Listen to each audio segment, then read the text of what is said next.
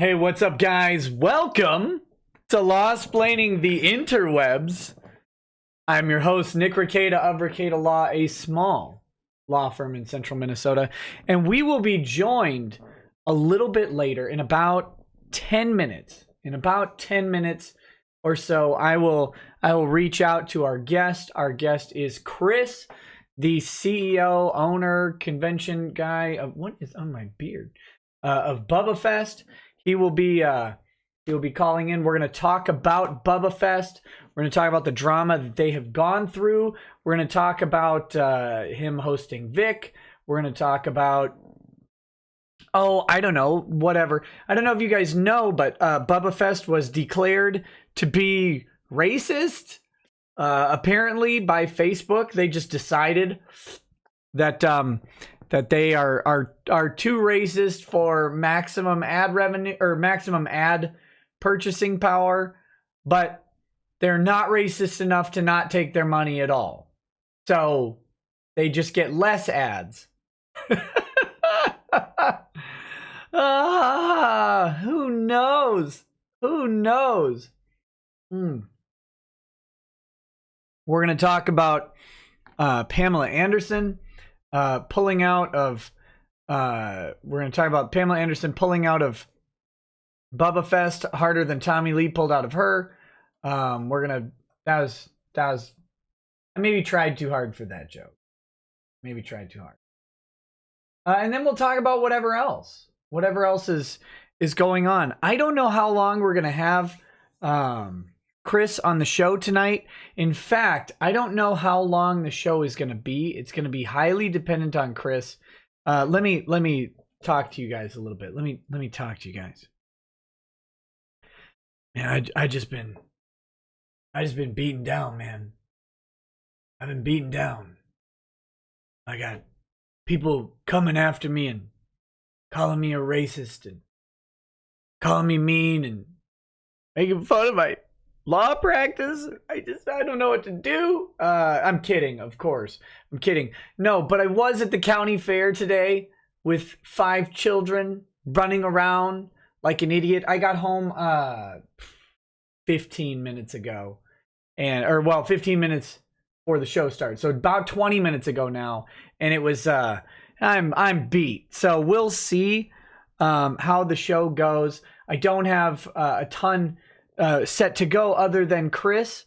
I can give you some updates on the hearing and the motions to strike that from Ty Beard. I can give you some updates on that before the show ends. So once Chris is out, make sure you don't just leave right away. We've got a few things to talk about. We can make some jokes and have some fun, but at the end of the stream may be a little bit truncated tonight. It all depends. It depends how it goes. And it depends if anything leads me down a rabbit hole of comedy or whatever. So, we're gonna, yeah. We'll see. We'll see. But, let's see. What else do I have to... I've got to buy a little bit of time for Chris here. I'm trying to think what else is going on. Oh, there is apparently a Ty Beard theme song. There's a Ty Beard theme song. I have not listened to it yet. We may play that. It's from My Room Records, the same guy who did Whiskey Drinking Lawyer. We may play that in just a minute. Oh, is Ty in the chat? Hey, what's up, Ty? Ty is in the chat. So the focus of the show, of course, is going to be about Bubbafest. We're going to talk about what is going. I mean, I'm going to let Chris shill Bubbafest in case there's any last minute people who want to make the trip or buy a ticket, and then we're going to talk about, of course, the troubles that they've had getting Bubbafest going. I shouldn't say troubles that they've had getting Bubbafest going. It's going just fine. They have an amazing lineup of guests, but there's been some drama, so to speak. So I'm going to ask him about that, and we'll see how that goes. Do an advert for Milo's. I could come up with a jingle.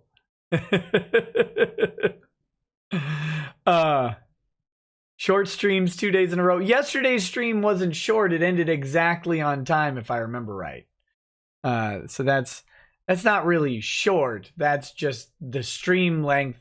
That's the normal. The 3 hours is a normal show. But let's see.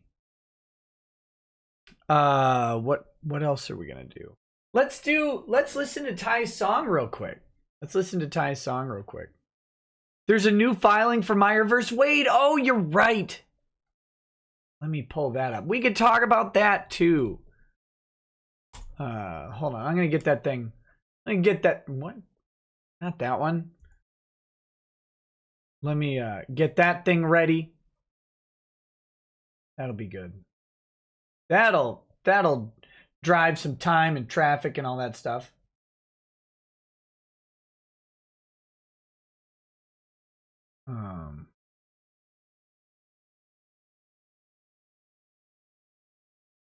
What do we have? What do we have here? This is, again, guys, there's nowhere else where you can get the entertainment. The entertainment value, this top shelf production of me going, as I look for documents. Oh, man. Can't be beaten. Oh, God. Come on. Not again. 208 pages. 208 pages. Oh, baby. What are they doing? Well, there will be plenty to cover tonight. Sorry. Clear your calendar. Tell your girlfriend you're not coming. Do all of that. Oh, good God. Let me download this thing. I'm betting a lot of it's going to be some sort of attachment that is... Oh, my... The motion to dismiss for lack of jurisdiction is 22 pages, plus an additional 186 pages of stuff.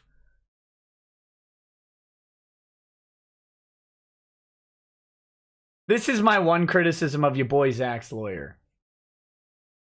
He should not have allowed them to do this, or he should be opposing all of this. He should be opposing this. They've pushed this out for 11 months. I think I'm not him. I think him. I'm not him. I mean, motion to dismiss again. So I guess I shouldn't say what he should be doing. Man, I would prefer someone a little more aggressive after 11 months of time. That's absolutely ridiculous. Okay, let's see. What do we got here?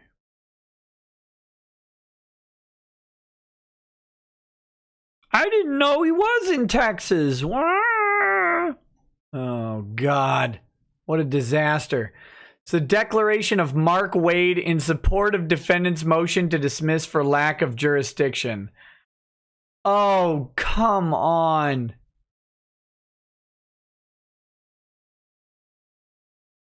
Oh, he's got some tweets. He's got articles. Oh, this is going to be great. What do you want? I'm in the middle of a show. What do you want?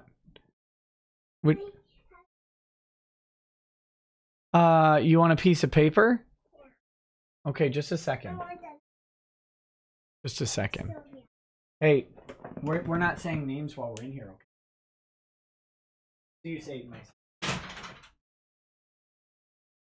Wait, do you say you need more than one piece?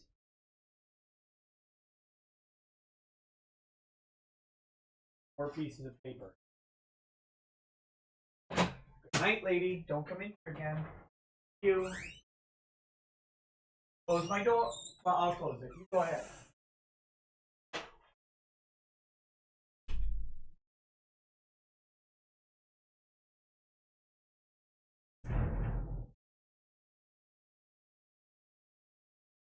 Okay. My door is not squeaky enough. It's too oiled. So we got to fix that. All right. Well, we will we will have some stuff to cover with this motion to dismiss for lack of jurisdiction. Oh, God. Let me see. Let me read these quick super chats, and then we'll get. Is there? What is? There's things stuck in my head. Cotton or something? Cotton. Is cotton racist? What isn't racist these days? I don't even know. All right, let's I'm gonna do the super chats, but get these pulled up. Here we go. Where is my, oh my goodness, where? Okay, Fatal System Error says, for rum. Hey, thanks, buddy. Thanks, buddy. I'll have to get a good one. Anthony Siebert says, so had a Ridge wallet and battery for a few weeks, and I love it, Nick. Me too, man. Me too. Look at this. Says I was at the fair. Of course, I have actual money in here, which I don't normally do. But even with a big wad of small bills, you know, this thing is still compact and still very, very lovely. Again, we've got the old wallet with picture of your kids on it. Oh, who wants that? Who wants that? When you've got this guy and you pair them together, it's half the size, man. Half the size. Even loaded up with too much cash, it's the same thickness. It's I like it. I like it. Who wants to look at their kids anyway? And I love it. Also, use lots of jazz hand for the stream or clap really loud to piss off the thick skins. I think you mean the thin skins. Fatal System Error says, it is top shelf entertainment. Here's 10 for it and 10 for rum. All right, I'm up to a better rum now. That's great. T. Greg Doucette says, sue me already, Ty Beard. Chris Nunez says, hail rackets. Take this for relief from the chaos of county fair today, and as a thank you for answering my DM in Discord this morning, for the glory of Slanesh. Blood for the blood god. Here's a toast to you. Cheers. Hey, my pleasure. And that reminds me, I owe someone else an answer as well. Bloodthirster Barry says, got an awesome aluminum print of Broly at Gen Con this weekend. Any chance of Vic coming around the Rust Belt area so I can get it signed? Also, I can't come to Bubbafest because of vacation time. Any other way we can support? I'll ask Chris. Tell you what, I'll ask him now. Let's get him on the phone. Let's get him on the phone. Ty says there's no money in suing Doucette. Brutal.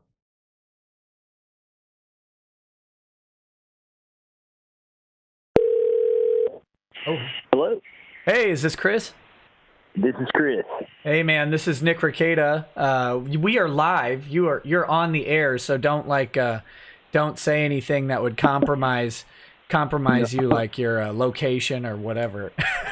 no FCC violations forthcoming, man. Well, you can do all those. Those are fine. I just cool. wouldn't want you to say like you're buying a gallon of soy milk or something weird, or you know. No way. All right.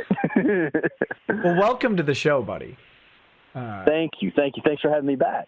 Yeah, I'm so pumped. Bubbafest is what? It's 9 days? No. Sorry, that's something else. It's 16. In 15 days. 16 days. Yeah. 16 days. 2 weeks and 2 days. We're excited, man. Everything is trending well for us. We're really tracking well, and I actually did something kind of cool.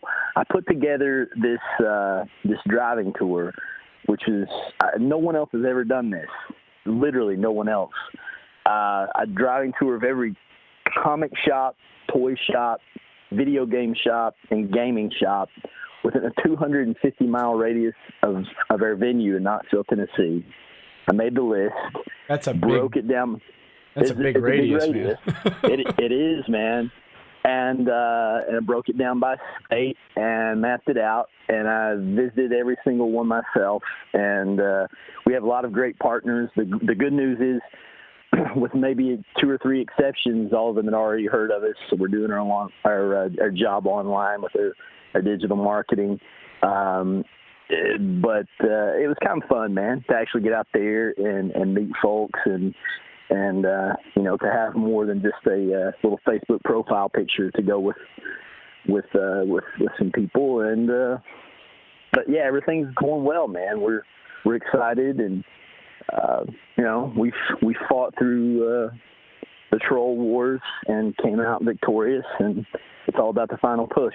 Yeah, you guys were in the trenches. Like, you're out there firing back at people in great ways. That's why con owners have reached out to me and said, "Man, I wish I could respond like that guy does." I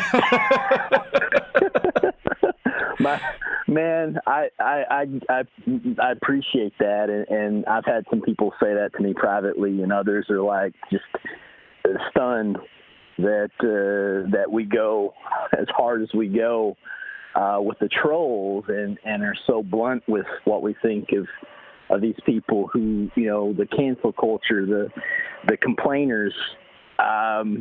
But look, man, these, like I said before, these aren't people who are going to support your Comic-Cons or your anime cons. They're not coming out to your show. They would lose too much time complaining on Twitter. Right. So, what would they do if they ate into their budget of 9.5 hours of tweeting? Like, what would they? Exactly. And but yeah, we've gotten messages like that as well. And listen, not that it hasn't come with a price at times. I don't know if you heard, but we about a month ago became the victim of mass reporting. So this is about this? This is the Facebook thing, right? The Facebook thing. Yeah, I don't know if you. I know a little bit. I think you had sent me an email back when it happened, and I talked about it briefly on the show. But I was wanting to get some details, and if you had any updates from you. I didn't know it was from mass reporting. I just heard that your ad revenue not your ad revenue, your advertising budget had been capped. Like Facebook said, well, we don't want as much money from you. Exactly. Well, it ended up they didn't want any money from me. Okay. Here's some background for everyone to consider. 85 to 90% of all fan events, Comic-Cons, horror cons, anime cons, any kind of convention, 85 to 90% of their advertising budgets are for digital marketing. Now, that can include emails, targeted emails blasts. It can include geofencing, keyword search, redirects.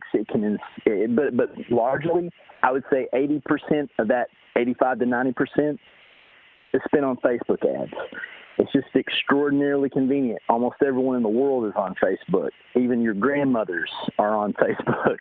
And it's incredibly easy to target the people who are most likely to go to Comic-Con through Facebook ads. So it's incredibly important. It's like today Facebook is for Comic-Con or fan convention advertising what traditional radio would have been for concert promoters promoting their concerts 20 years ago. Right. So it's incredibly important and vital, and Facebook knows it. Now, you have daily ad spend limits based on a variety of factors. And Facebook, at one point, I had a $1,500 per day ad spending limit, which is that's okay. That's enough. Right.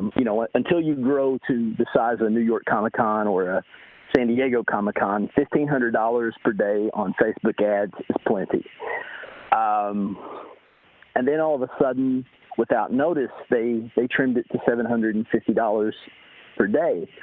Now, I wasn't even aware of this because we were still 2 months out from the event, and really you only ramp up your advertising in the last month, and particularly the last 2 weeks. Right. But I launched a series of ads, and they weren't delivering. I reached out to Facebook, was told that the reason the ads weren't delivering is the daily ad spend limit had been dropped to, and that's when I discovered it had been dropped from 1,500 to 750. Though there was no explanation of who did that or when it occurred or why it occurred.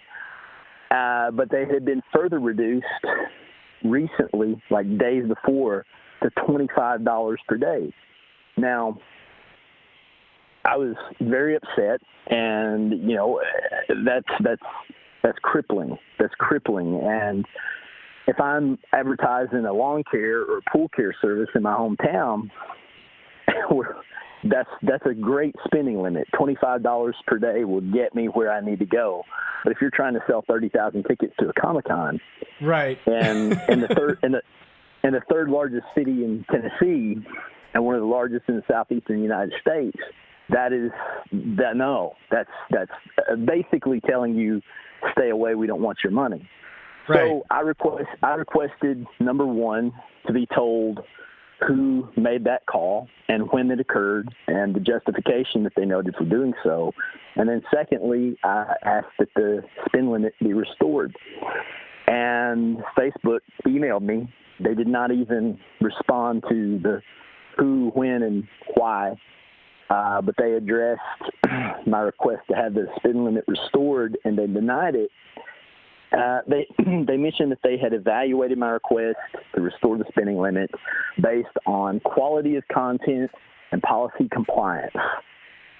And, that's no kind of answer. Right. So I got online or on a phone call the next morning with Facebook marketing and said, listen, you got to explain this to me. You're crippling my show. What's going on? And they revealed to me that my events page had been reported heavily for being racist and for being a racist event. And I said, I don't understand. The lady looks into the notes that had been left on my ad account, and they had determined that Bubbafest, the title of the event, and the theme of Bubbafest as a Southern Comic-Con was, quote, this is Facebook's words, inherently racist and exclusionary. Whoa. Accordingly, that violated their community standards, their policies, and they were not willing to restore my daily ad spend limit. And, so, that's a fight that I intend to pick up at the appropriate time, but without getting too far into it, I think we're managing to sidestep their prohibition. I can't, for reasons that our friends are going to listen to this, and so are the people who mass reported the event as being a racist event. And by the way, if you did that, you can go straight to hell. And eat a bunch of shit on the way down. It's extraordinarily offensive. And I was actually talking to, and these same people have been reaching out to other celebrities confirmed for a Comic-Con and describing it as a racist event and saying that we're unsafe and all sorts of terrible things. And in talking about this to one of the celebrities, he's like, how does that make you feel to know that as a Southerner, you are racist by birth? And it's like, it's saddening, and it's really frustrating and infuriating all at the same time. This event. Oh, and just as an aside, I almost forgot this. I said, give me an example of how my event is racist at all or exclusionary. If you noticed the little caricature, the little cartoon version of me, the Bubba, on his overalls, there's a flag. There's like a ghost image of a flag. It's not the stars and bars. It's not the Confederate flag. It's the American flag. Had I had the Confederate flag anywhere on my site, well, then let's have a conversation about whether that sends a bad message to people. But it wasn't. There's nothing except, God bless the USA and loving America on my website or on my Facebook. And so I took great umbrage with that characterization, that it was an inherently racist and exclusionary event. And the person said, well, for example, two of your main guests are Lee Majors and Chuck Norris. And I said, what does that have to do anything? And she says, well, they're two white, openly conservative males. And I was like, listen. Sorry. Yeah. Not they're two men who have made racist comments or something like that. Just that they're white and openly conservative and males, of white, course. And that equals racist in today's leftist culture, I guess. Oh my God!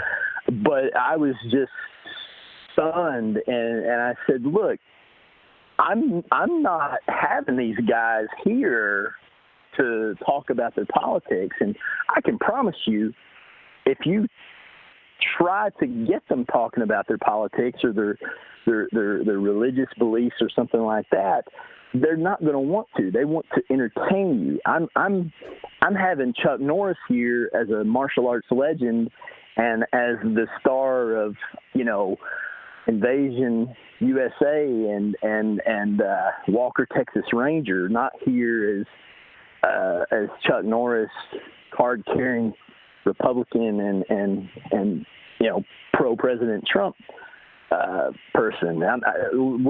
Lee Majors, whether he's a conservative or not, we want him here because he's a $6 million man and he's the fall guy. It has nothing to do with his politics. There are people, and just to clarify, there are people on our guest roster whose political, social, religious beliefs I could not disagree more with. But they have the right to believe as they wish, and I have the right to believe that they're wrong, and they have the right to believe I'm wrong. But they're there to entertain the fans, not to push an agenda down anyone's throat. I don't understand why everything has to be about pushing an agenda onto other people. It's just, have fun. Good Lord, just go out and have fun. That's what these things are about. And as far as my cast goes, my roster of guests, I feel like we have great diversity. We have Kerry Tagawa, who is Shang Tsung from Mortal Kombat. Yeah, I'm pumped for that guy. So many people are. This guy is going to be one of the stars of the show, of Bubbafest. I mean, he's excited to come. I'm so stoked to have him. The Man in the High Castle is a huge hit for Amazon Prime. I always remember him from Bridge of Dragons with Dolph Lundgren. He's like the bad guy. Of course, he's like the bad guy in a whole bunch of movies, which is great. He is. But he is. For some reason, that Bridge of Dragons movie, which is awful, by the way, but I always think of him from there. That's my go-to. But yeah, even when someone was like, Shang Tsung is coming, I'm like, Shang Tsung? Who played Shang? Oh, yeah, that guy. The guy from Bridge of Dragons, which... Oh, sorry. Yeah. Sorry, I cut you off. No, but no. But we have great diversity, and tomorrow we're going to be making a huge announcement for someone who's currently trending in the news worldwide, and is going to bring even more diversity to the show. But I feel that we have great diversity in our lineup. And you're gonna do that tomorrow? You don't? Yeah. No teasers. It's another person. It's another actor. Right now, he is trending in the news worldwide. You'll know who it is, and if you don't know who it is, tomorrow you're gonna be like, of course. Sure. His popularity and his fans span multiple generations, and my kids, who are 6 and 8. They're very, very excited about this person. They're perhaps more excited than people my age, and they're just so much. This is one of the best guys I've ever met in the entertainment industry, and I'm really happy to have him. I think I know who it is. Some people call him Uncle, and we'll leave that as their ultimate teaser. But it's going to be huge. It'll be great for our show, and again, the diversity of our celebrity roster. It's not by design. We're just picking cool people. We're picking the coolest people that everyone wants to meet, regardless of race or creed or politics or anything like that. We just want the coolest celebrities, the ones who give the fans the best experiences. That's our criteria, whether they're cool people and I'll treat you guys the way you want to be treated, and whether they wanted to come to the show. So we're very, very happy with how things are coming. We're the little show that could, and hopefully big things come this year. Just announced on television yesterday during an interview that we're going to have a representative from the Guinness Book of World Records global headquarters who's going to come, and Sunday, 2 p.m. on our stage, we'll present proclamations recognizing 10 world records for Game of Thrones, and they're going to present those proclamations to Nikolai Coster-Waldau and Ian Beatty from the Game of Thrones cast. Nice. 10 different world records. So the eyes of the world will be on Bubbafest Southern Fried Comic-Con on Sunday. Just in fairness, is one of the world records most beloved TV series, and then the second one most quickly unbeloved TV series after season 8? I'm not going to touch that one. But I mean, I know there are a lot of people who are still upset about the Khaleesi heel turn, but that said, what did you think? Were you pleased with season 8, or I haven't watched it. Were you bummed out? I've been really. My wife and I were gearing up to we had started rewatching the whole thing because we finished it back when it finished up, like 2 years ago or whatever, and we've been waiting for this season. And then my show took off, and we moved, and we've been super busy just with getting the kids all in line with everything, that when it started up, we had only watched one episode, or maybe 2, I think, of the original, going back to the first season. Was like, how are we haven't caught up. And then everybody was talking about how bad it was, and I haven't watched any TV since. I don't think I've watched a single episode of a single show since Game of Thrones season 8 even came out. So I just haven't had time. So, but I'm still going to, even though I know a lot of people hate it, but I don't care. I like the show, so I'm gonna watch it. We're pumped to go to meet Jamie Lannister for sure. Oh yeah, Nick is a great guy. That's the thing that I'm really excited about with this lineup. We just have so many very talented, very friendly, nice, cool people coming. There are no bad people. There are no predators. There are no just divas that are going to be cruel to fans and scream at you because you took a picture of them from 90 feet away. None of that nonsense that you see at so many events. This is really truly, I think, going to be known for years to come as the most fan-friendly event in the country. And we're going to do everything we can to keep it that way. Just don't come to my show wearing a Kick Vic shirt and expect.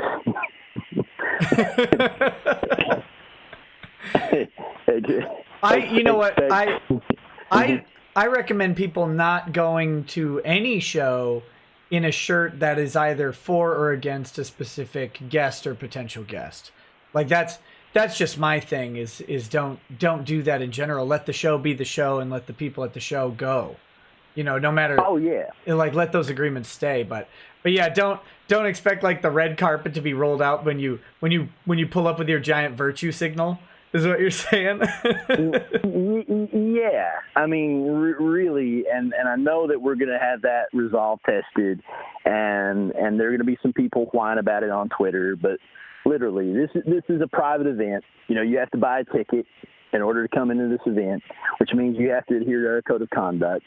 Which means if you're rude to other attendees, you're rude to our celebrity guests, or you're trying to make some sort of stand that we just don't want, go protest across the street.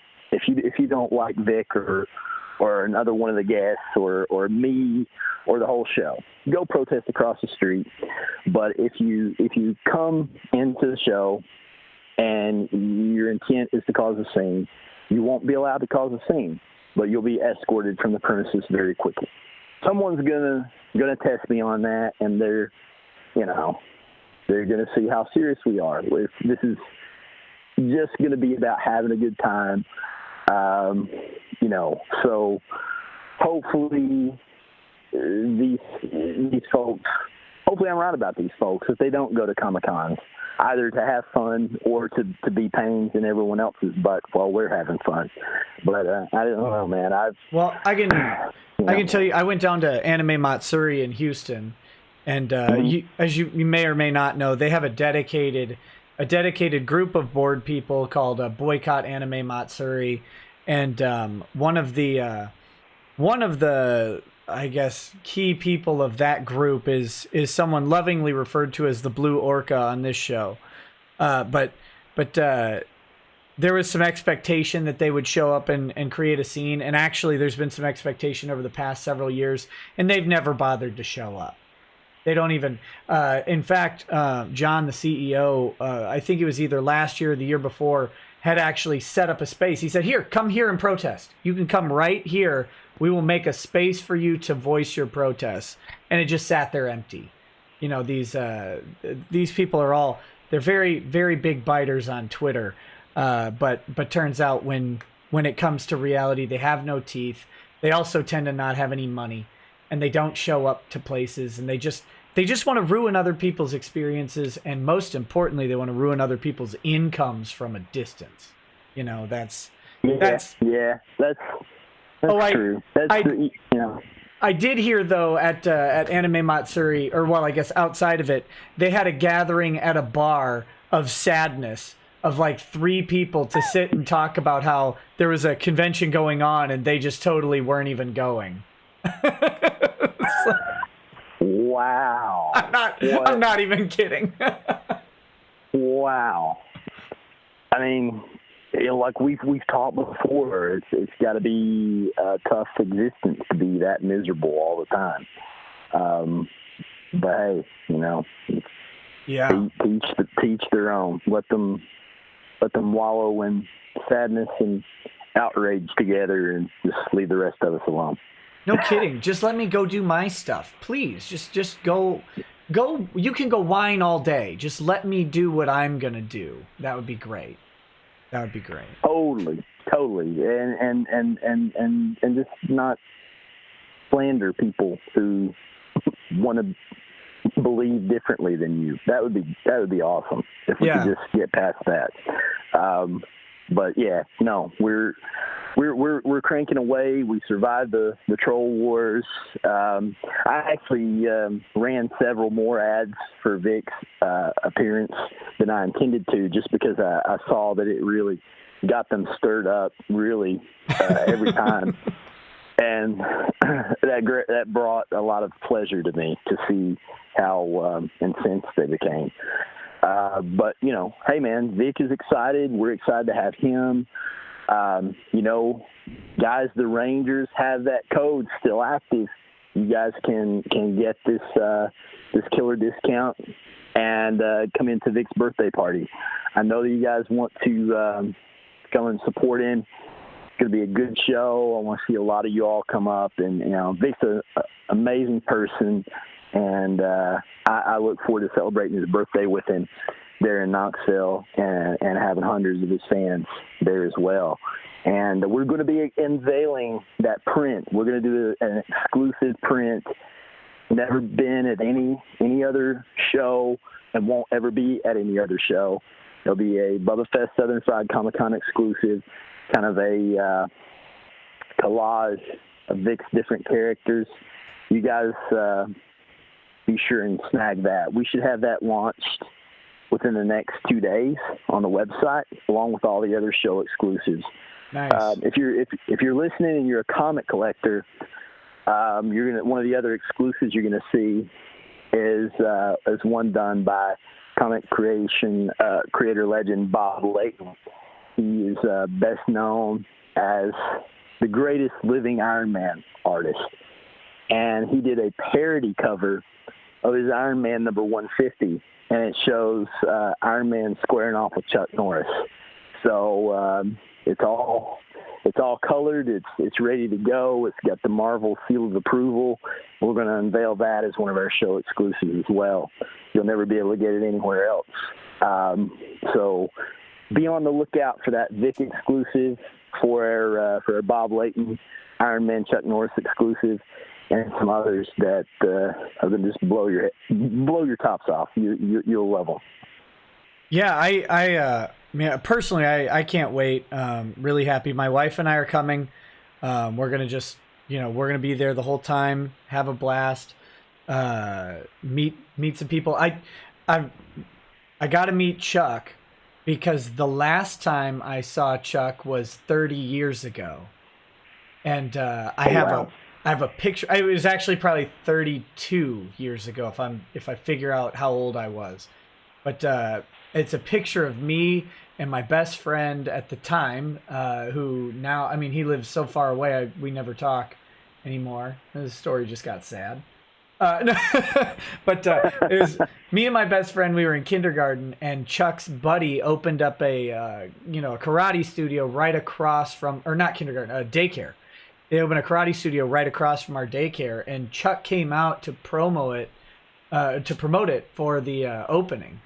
And so we got this picture of him, my mom, and then us two kids. And my mom used to have the photo on her desk at work, and people would walk by and say, "Are you married to Chuck Norris?" And this is in like 1986, 87, something like that. And yeah, so I've got his signature on a piece of paper, because he didn't sign the actual photo. He signed a piece of paper and gave it to us. But I'm gonna see if he'll sign the photo now, 3 decades later. So I'll do it, man. Yeah, I think that'll be fun.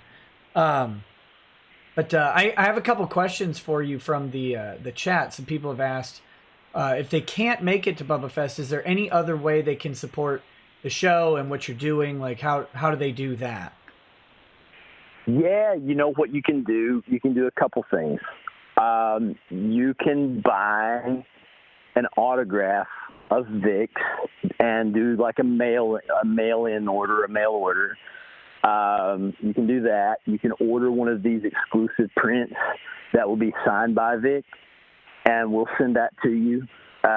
Wish you guys could all make it down. Wish you could make it to the birthday party. I wish we could have 2,000 people in Vic's birthday party, because he deserves it, man.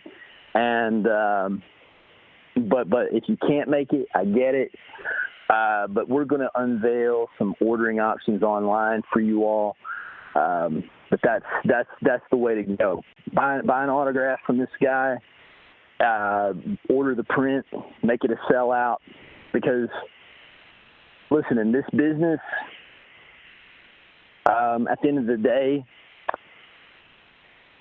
if you have someone who is wrongfully accused, this sounds like such a promoter thing to say, but if someone is wrongfully accused, the easiest way for them to kind of be vindicated is to still be that draw. Put your wallets on the table. Put your wallets on the table, and I've put mine on the table. I put mine on the table to bring Vic out, Oh, yeah. And my poor social media team has so many gray hairs from the troll wars, and then like my pretty savage responses, like these Elisa and Elaine, God bless them. If you do come to the show, search out Elisa and Elaine and hug them, because they really they've kind of they've been along for this crazy ride, and and come check out Maria, Gothic Sushi. She's been a huge supporter of Vic's, and she stood for Vic when a lot of people even put pressure on her to make false accusations. And she's a great cosplayer, and we're really excited to have her. She's done a lot for us and she's another veteran of the troll wars. But Sushi will be there signing autographs, taking pictures, and she's going to be tattooing. So come out, hang out with us, and see what we're about. But if you can't, we get it. Maybe next year. But order an autograph from Vic or one of the reprints or both. Yeah, definitely do that. So that's that you said that's going up. The Vic prints are going up soon, right? They're not up yet. They're not up yet. They should be up Saturday. Perfect. And the easiest way, if you've not already done it, head over to Bubbafest.com, sign up for our email newsletter, and we're not going to bug you to death, I promise. But when we launch all of our show exclusives, including the Vic print, you'll get notification. You'll have an opportunity to buy it. You'll be one of the first people to have that opportunity. So all y'all can grab yours before everyone else at the show snaps them up. Yeah, so that you heard it here, guys. Go buy those prints online on Saturday. You can sign up at Bubbafest.com, get your email in there, and then you'll get a notification when they go out or when they go up. You can buy them then. So that's a great way to support the show. It's also a great way to support Vic. And I mean, you know this, Chris, but every show that Vic goes to, he does incredibly well. Has tons of fan support. Has no negativity happening, only positive interactions. It's amazing. It's amazing. I mean, it's a shame that there's this weird negativity that is out there, because it doesn't manifest at the show. It's only this online nonsense where all of the very brave people can be very brave, behind a computer and not showing up in person.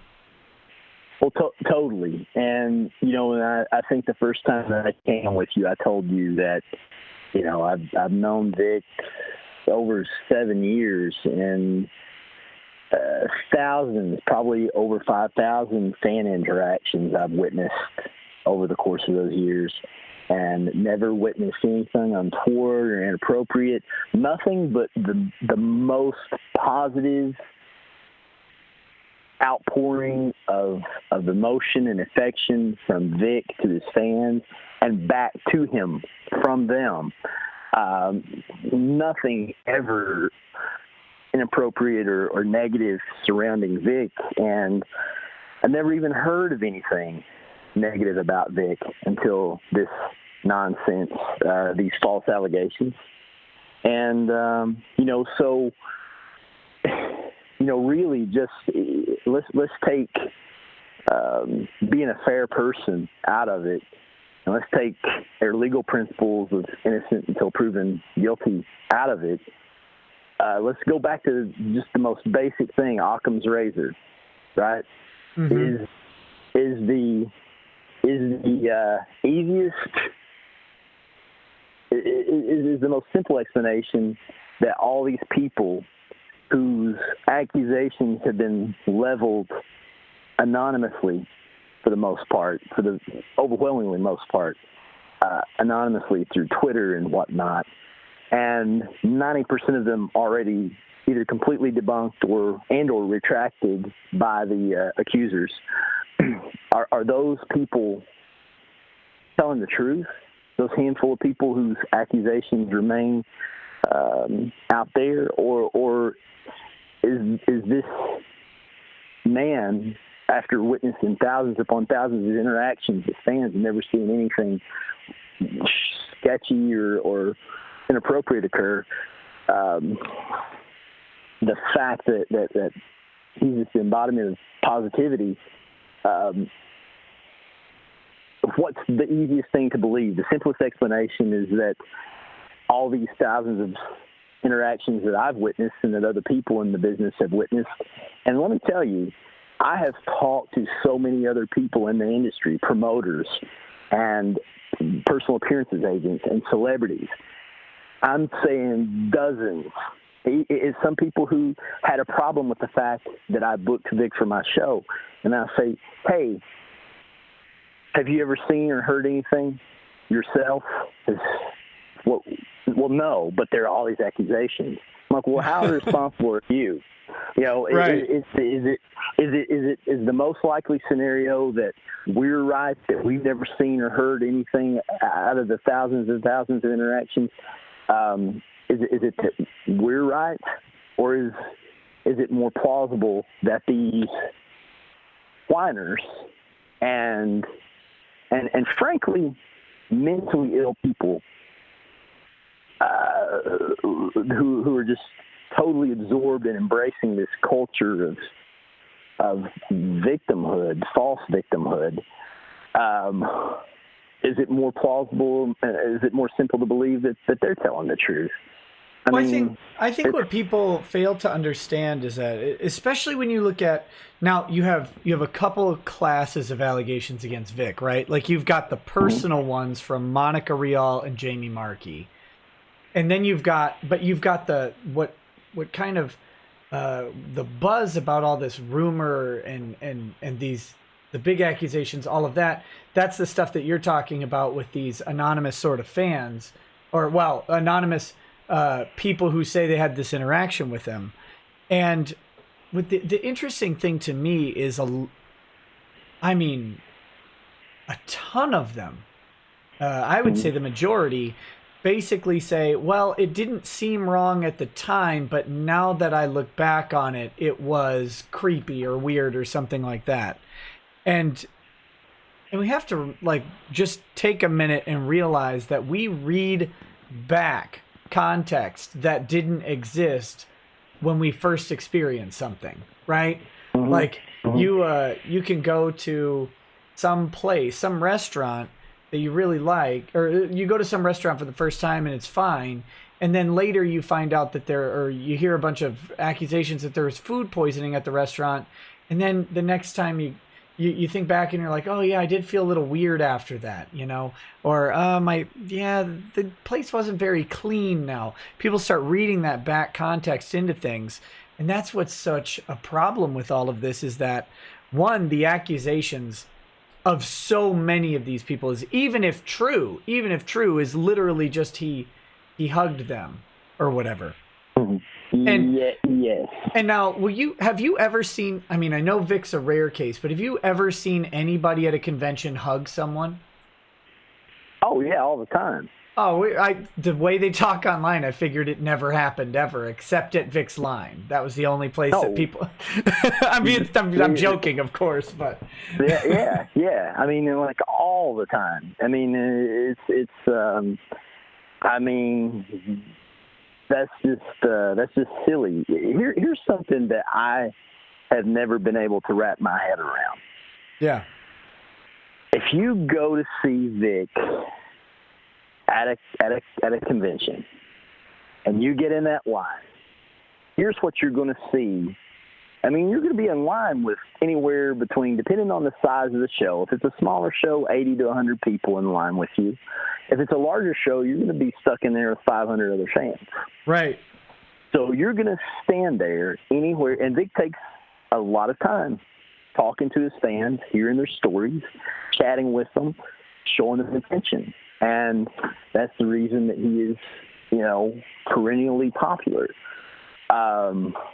So if you stand there,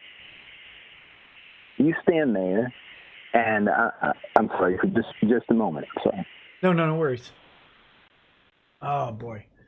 So while Chris is away, I will let's do some of the super chats that don't relate to him. All right, I'm back. You're back. Never mind. Yeah. I'm sorry, guys. It never ends. It's pretty much 24/7 here. But go ahead and do your thing, unless you want me to. Oh no. I've got some for you. But real quick, you can't. I don't think you're watching the show, but I'm drinking Texas whiskey out of a stone shot glass that I got there in Tennessee. So. Oh, nice, man. Cheers to you. But yeah, Thank go ahead, you. keep going. Yeah, so you stand in a line with anywhere from 80 to 100 to 500 other fans, and you're watching all these interactions. Now, the thing that you see when you're watching Vic greeting his fans is you're seeing him hug everyone, give them a kiss on the cheek. Well, previously, you were seeing him hug everyone, give them a kiss on the cheek, and just chatting with them for a long period of time and posing for pictures. You're there, every single man and woman in line, cheek to cheek, taking. I've got pictures of me with Vic, where we were in cars together going from Salt Lake Comic-Con, and Vic and I are cheek to cheek. Now, so you see this, you witness this over and over and over. Mm-hmm. Now, you have to process in your head, okay, this is happening with every single person.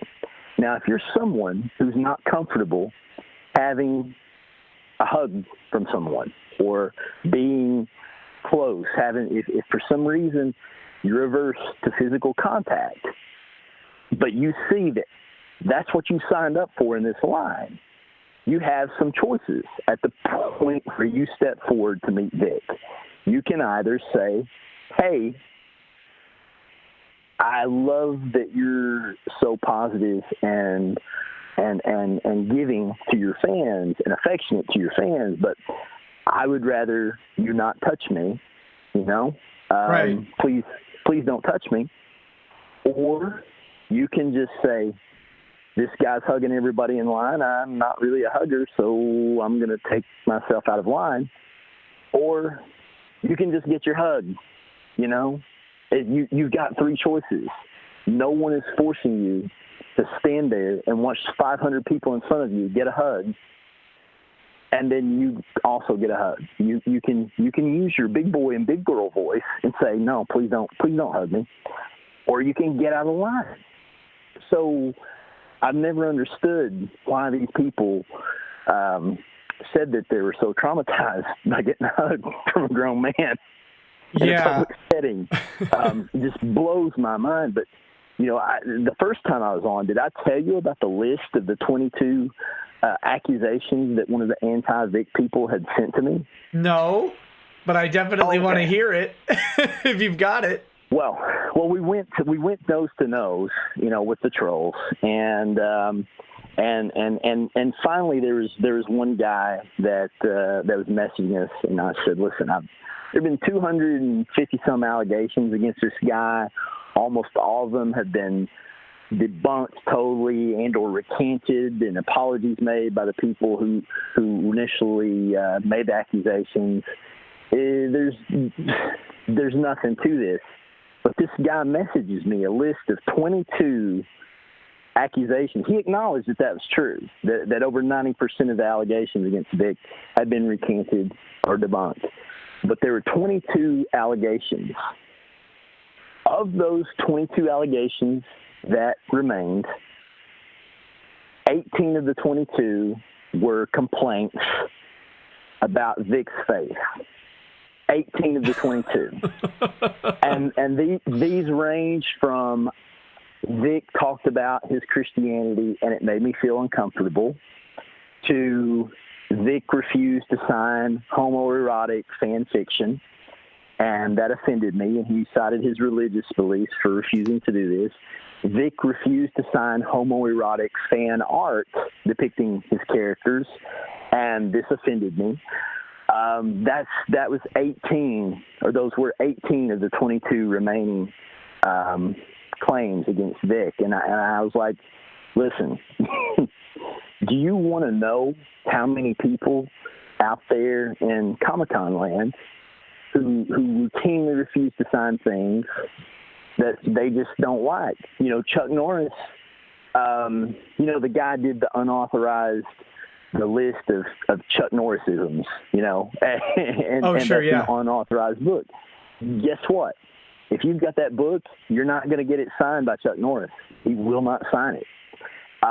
If you meet Carmen Electra or Pamela Anderson, you're not going to get your Playboy signed by them. They're going to say no. Oh, really? They won't sign their Playboys, huh? No. So these celebrities have the right to say, listen, I don't want to sign that. They don't even have to tell you why. They can just refuse. I don't want to sign this. I don't like Beth Chapman, rest in peace. Beth, I love to death. But Beth, she is such a character. If she didn't like an image of her that was presented by a fan, she'd be like, I absolutely hate this photograph. Where did you get this photograph? And she'd be like, I'm not going to sign that, but I'm going to sign this one for you. And she'd pull another photograph out and sign it for the fan. So, people can refuse to sign whatever they want to refuse to sign for whatever grounds. So I was just blown away that now out of 250 allegations or so, more or less, we're down to 22, with 18 of them being, he doesn't want to sign homoerotic fan art or homoerotic fan fiction. Right. That was mind-numbing. Yeah, it's crazy. Speaking of Pamela Anderson, do you ever get to the bottom of what happened there, or is that something you want to talk about, or no? Because I mean the post you made about her pulling out of the show was pretty. I don't want to say it was heated, but it was animated in the same way that that some of your other announcements have been. You said you've got someone bigger a big announcement coming up that people are going to be happy with, which I assume was Shang Tsung was the counter there. But did you want to talk about that whole thing at all, or just kind of summarize what happened? Well, I'll just summarize what happened. Sure. And I have nothing bad to say about Pamela. But we signed Pamela to a contract to appear at our show November of 2018 and announced her in December of 2018. And there's a large event that's happening in Toronto the same weekend as our show. And they decided sometime in May of this year that they wanted Pamela to appear at their show instead of ours. And they presented her with a contract, and Pamela signed it, and Pamela is no longer appearing at our show. Sure. That's you're interning, so you understand when I say that's kind of all I can say about that, as Forrest Gump would say. I understand entirely. But yeah, it was a bummer. But I made the post that we want people who want to meet our fans, and right. So there's we regret that happened and hate that happened, but the only thing that I will add to that is not about Pamela, but the convention company that did that, which is not only unethical but unlawful in a civil sense, not necessarily a criminal one, but that's one of the companies that apparently has blacklisted Vic. So in addition to having really a strange, misguided sense of what's fair and how they treat an innocent person, this company demonstrated that it has zero regard for the law as far as its own conduct is concerned. And something is just like I said in the first interview, the two co-stars, former co-stars of Vic's, who have been the loudest voices against him, they need to get their own houses in order when they're going to start making accusations about improper conduct. And, they need to look at their own reps and their behavior before they start casting stones at an innocent person. I think they do. I think they need to look at, themselves and the people who they surround themselves with, because their protestations are not consistent with how they conduct their own business, right? Like that's a polite way to say that, I think. Yes. A lot of projection, I think, going on, in those circles. They behave a certain way, and I don't know. I better leave it at that. But yeah, just I guess what I'll say is stay south of the border and keep your business for conventions here. There are plenty of amazing Comic Cons and anime cons in the United States of America. And, if you live in Toronto, I strongly encourage you to come down into Buffalo or New York and New York City, that is, and attend some events there, at least until there's a change in management and they're more ethical and honorable and law-abiding people in charge. Yeah, when I heard about it, I don't know. I said build the northern wall and catapult her over it, but that was just me I was a little miffed. But I find it very interesting that they won't sign their Playboys. Like, I could see if you showed up with like the Pam and Tommy tape, that'd be a little bit different. But like that's a key portion of their Pamela, and Carmen Electra's careers or whatever. They just, I guess now that are they moms? Is that what it is? Or they just have a change? I mean, I know there was, Prince. I'm from Minnesota, so everybody will always. Mm-hmm. Well, I'm from Texas. Hold on. Whew. Okay. Sorry, I'm gonna have to shower. After that one. But spending so much time here in Minnesota, everything kind of goes back to Prince, and he became. I don't know if people know this, but he became a Christian later in his life and decided that he would not do some of the songs he did when he was younger, which were a little bit more sexualized and stuff like that. He actually he would take non-sexualized parts of those shows or of those songs and do mashup medleys of the old songs for the fan service, but he would take, he wouldn't hit the sexualized parts of them and stuff, and he really tried to mitigate that image. So I'm wondering if it's that or if it's something else, but that's weird. Fun trivia fact for me, the only Playboy I ever purchased was Pamela Anderson when I was 18. It would have been I think it would have been December of the year 2000. December of 2000. No, December of 99 would have been the one. That's the only I don't have it anymore, I don't think. God, it's been a long time. But that's the only one I ever purchased. It was my 18-year-old ritual, right? So right. And it was Pamela Anderson right there on the cover. She wouldn't sign it. How rude. I change it. I don't want a catapult. I want a trebuchet. Get her out of here. She's done. Well, we're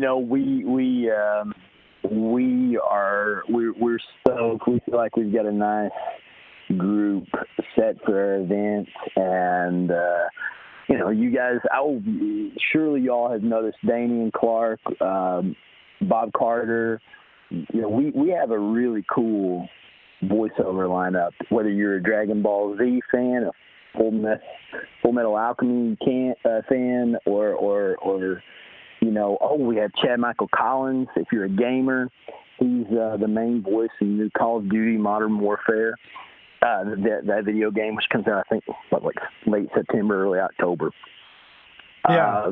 But we've if you're into anime, voiceover, video games, all that, we've got you covered. Yeah, just check us out. If you get a chance, come down to Knoxville, check us out. It's not going to be a breaking your bank situation, either for admission or even for hotels. You can stay at the Holiday Inn next door to the convention center for $122 per night. Nice. And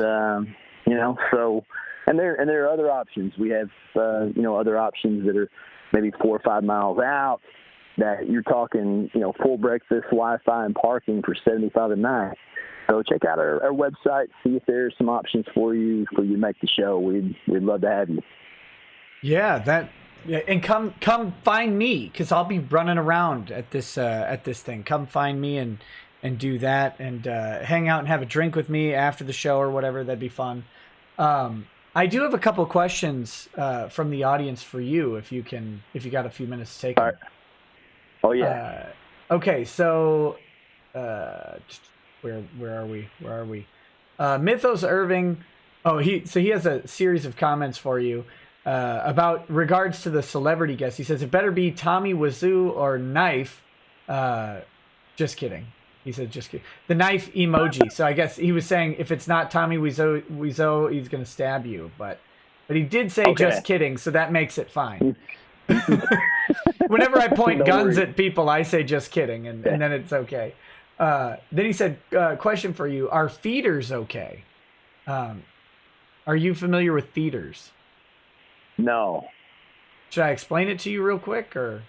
Go for it, man. Okay, so feeders are people who derive some sort of personal satisfaction from the act of providing food for other people and then watching them eat it. So wait, what? Yeah, so like for example, they have YouTube and Twitch or whatever. There are some people out there who their show is to sit there, and then people will like order an Uber Eats or whatever and have food delivered to them, and they will eat that food on the show. And so people pay for that, or there's other ways too. I mean, there's the in-person thing where literally it's the act of like bringing someone food and shoving it into their gullet or whatever. So are those people? They're wondering if those people are welcome to Bubbafest. All right. So, I shouldn't even ask that question. I'm trying to understand if this is like an altruistic kind of thing that you get the reward from doing good, or if this is like a sexual gratification thing. Well, I'm hesitant to call anything sexual gratification, but let's just put it in that category anyway. Okay, it's an erotic experience, I guess. Let's put it that way. Yeah, a romantic. For them, okay. For them, it is. I mean, man, I don't know that you would find it that enticing, or I certainly don't, but some people do, I suppose. Man, I went to public school for high school, but I'm starting to feel like I was super sheltered. This is like I'm really feeling aged right now.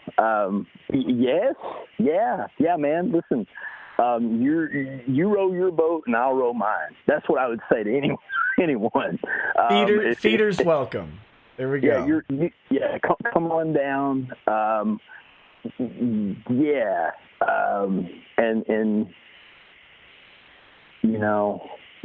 Okay. Sure. Okay. Well, you're welcome. You're more than welcome. I'm sorry. I don't judge. Okay. I don't judge at all. If that's your thing, I've never heard of this, but all right. Yeah. Come on down, guys.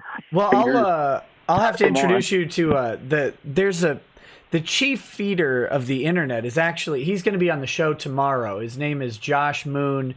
So if you, he's the tip top of the feeding community. There's a community. Okay. Yeah. And Josh Moon he basically runs the feeding community. He's the name that he's in it. So cool. All right, man. Yeah, come on down, guys. Okay, and then another question for you. This is our con sluts welcome. Now, this is a. This is an inside. It's a little bit of an inside joke, but have you ever heard the term prior to me just asking it con slut before? Like, I mean, without the obvious connotation of what it means, but have you ever heard anybody say that before? I've never heard that, but I'm gonna guess it doesn't. It's not as bad as it may sound at first. At first listen, you're probably talking about people who go to every single con every weekend. No. That's not what I mean. That's not the context it was used in. This is actually deep lore from the Vic Mignogna case during his deposition. Now you know Vic, right? You know Vic. Yes. Okay, so yes. Let me paint the scene. It's about probably 2.5 to 3 hours into Vic's deposition.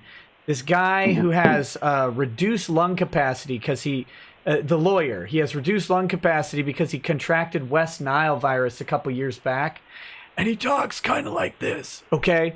So he's been asking just brutally mean questions to Vic for several hours now. And just from what you know of Vic, picture his face as I ask you as him this. Mm-hmm. Do you refer to women as con sluts? Like, could you... I mean, if you can imagine, Vic's face was abject, horrified, right? Like, the idea that this guy was seriously accusing Vic of referring to female fans in cosplay at a convention as con sluts, basically targets for sexual activity. That was the suggestion. From I bet Vic was probably as speechless as I am right now. Oh, it was. I mean, you can watch it. I've actually broadcast all of the depositions. If you're ever bored, they're several hours long. But I mean the look on his face was just like, you know, my God, no, you know, like, and if you talk to Vic for about 3 minutes, you'll know that like the idea of that would never pass his lips. Like it's crazy. It's crazy. Okay. So go ahead and define con sluts for me. I think the definition is women who go to conventions in who are targets for like routine targets for sexual activity amongst the guests, for example. Like I think that's kind of the idea. But I don't know, because some creepy old lawyer was saying it, and I've never heard anyone else say it outside of him. So I have to just kind of do my best guess, thinking they're trying to make it seem like Vic would say this and also trying to make him look bad. So that must be the definition they're going for. So they're convention guest groupies, basically. I think what you're talking about. Yeah, I think that must be what they were trying to say. Okay. Well, see, I've heard of, in wrestling they call them ring rats, and in NASCAR and motorsports circles they call them pit lizards, and so I guess con sluts. That was a new one for me, man. I've never heard that term, but okay. You learn something new every day, and again, you guys just got a peek into my sheltered life. And, you're not sheltered, man. One of the guys the guy who goes to the most conventions of anyone I've ever met, who is Vic Mignogna, had never heard the term either. So yeah. I mean, wow. That's okay. Cool. Next question. Next question. All right. Yellow Flash 2 says, can't wait for Bubbafest. Thanks for standing tall. And Flash had a follow-up question that he wanted me to ask. He said, "Are you planning on having a For the Fans panel at Bubbafest?" Yes, a For the Fans panel. What he's referring to the panel that I did along with that Umbrella Guy, Hero Hay, and Ty Beard, the lawyer for Vic. We did an actual panel at Anime Matsuri. Where we basically, so I think he's trying to shill me into a panel, and maybe him, because I think he's going to be there. I think that's a really good idea. Do you want me to do a panel? I'll do one. If you're down, I'm down. Yeah, I'm down, buddy. Wait, am I down to sit down and have people like sit down and listen to me? Yes, 100% of the time. Nice. Yeah. So listen, let's make that happen. I'll loop you in with my programming director tonight via email, and we can set that up. Yeah, I'd love to. I think it'd be fun. So. Yeah, that'd be really cool, and maybe you can even you can do the show from the stage. Oh, I'd love it. Yeah, if we could set that up, I would definitely. I definitely run a show, and we can keep it. We can tone it down, because normally my shows go like 3 hours, but we can keep it to an hour and stuff, or whatever time fits in your programming schedule. I don't want to presume, but yeah, I'll talk with your programming director, and I know some other guys who are going to be there, so I'll see if I can rope them into it as well, if that's cool. Killer. So to recap thus far, number one, I did not know what feeders are, but you're certainly welcome. Number two, I'd never heard of Conflux before, but likewise, y'all are welcome. All number right. three, we're definitely going to do the For the Fans. We're going to do a For the Fans panel. So next question. I think that's the main questions I have for you. From the audience. Cool. Yeah, that's what we've got from the audience, man. So unless there's anything else you want to specifically talk about, I know it's really late for you and you're working early morning days. Like, you're getting up when I'm going to bed. So if you need to buzz out, you're welcome to. Otherwise, if there's anything else you wanted to say about Bubbafest or about anything that's going on, you're more than welcome to stay as long as you like and say it. Well, hey, I mean, at this point, we're doing pretty much 18-hour days from about 6 a.m. until midnight. We're rocking and rolling, just trying to get everything ready to put on a fantastic show for you guys. That said, I'll hop off here in a few. And I'm sure that you guys have more ground to cover than to talk about my ignorance of convention vernacular and some of the kinks that folks are into these days. Yeah, man. Listen, like I said, we've got Vic coming. We got Bob coming. We've got a fantastic lineup, and Gothic Sushi's coming. You guys definitely come, show your support, get some autographs, get some photos, pick up one of those prints. Have Gothic give you a tattoo while you're there, and just have fun. It's going to be a great weekend. We're already planning for 2020.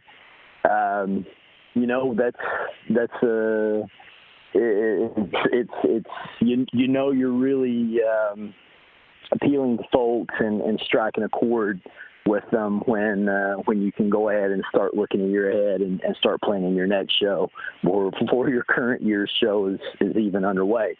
But we appreciate all the support. Vic's fans have been fantastic, and I know Vic appreciates you, and as do we, and we look forward to meeting hundreds and hundreds of y'all here in 2 weeks and 2 days. Oh, one more thing. Sorry. Can you give us any details on the Vic birthday party thing, or what people are if people are interested in that. You said you wanted to have 2,000 people attend it. So what's the yeah, man? What's the scoop on that? Go into the Rangers group. They're gonna break all that news in the Rangers Facebook group. They've got the codes that'll give you a special deal on admission and also get you into the party. They will also be getting the first look at the print that we have for Vic. Everything's going to be posted there probably this weekend. That's just their way of kind of keeping it just for Vic fans, you know. Right. And then closer to the event, we'll post some details if it's not sold out. But yeah, man, we just want as many people as possible to show up and celebrate the guy's birthday with him. He's been put through the ringer this year, and he's come out classy as ever, head held high, and we're going to enjoy celebrating that special occasion with him and all his fans. Awesome. And do you still have any booths open? I've got a guy asking about setting up a booth. I know the details for it are on Bubbafest.com, but yeah, man, send us an email to exhibitors@Bubbafest.com. We actually sold out of booths a couple weeks ago, and then we realized we had oversold. We took more space in the convention center and filled those out. We're working on a wait list right now. So if for some reason, you know, someone bails, a couple days ago, I had a man email me and said, "Hey, listen, I've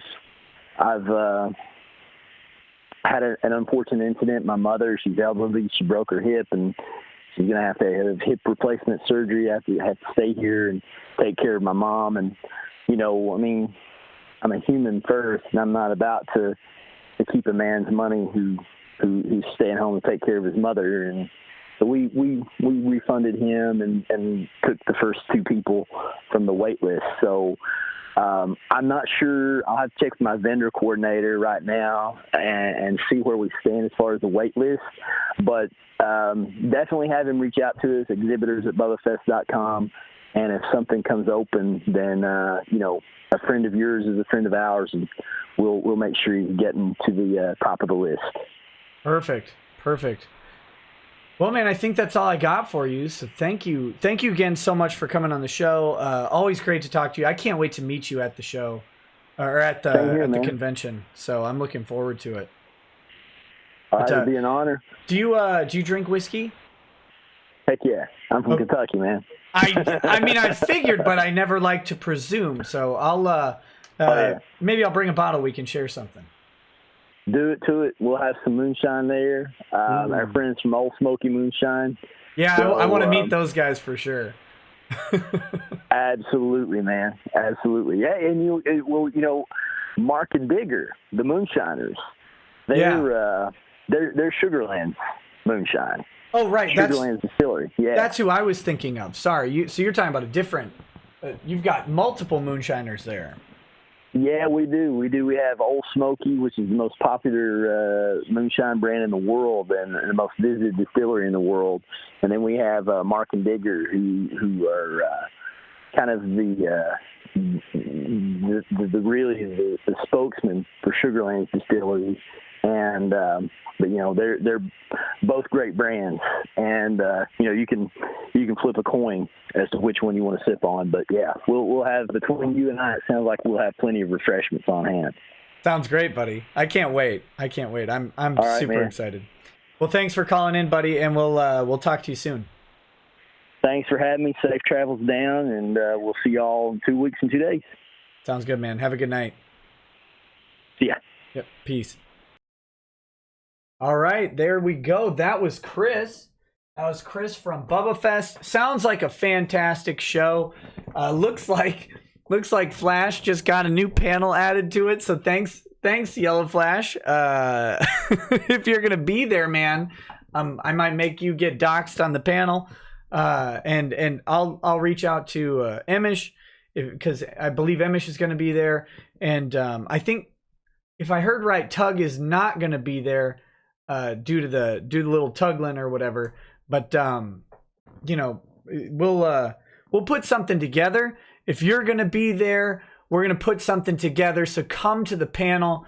You know, we get to scream for the fans. We get to talk about, I guess, what's going on in these communities. We get to talk about the nonsense that is this deplatforming, and the relentless attacks. And you can see this, right? You can see this really simply, right? If you go on Twitter, I think I made 2 or 3 tweets yesterday, because I tweet a couple times a day typically.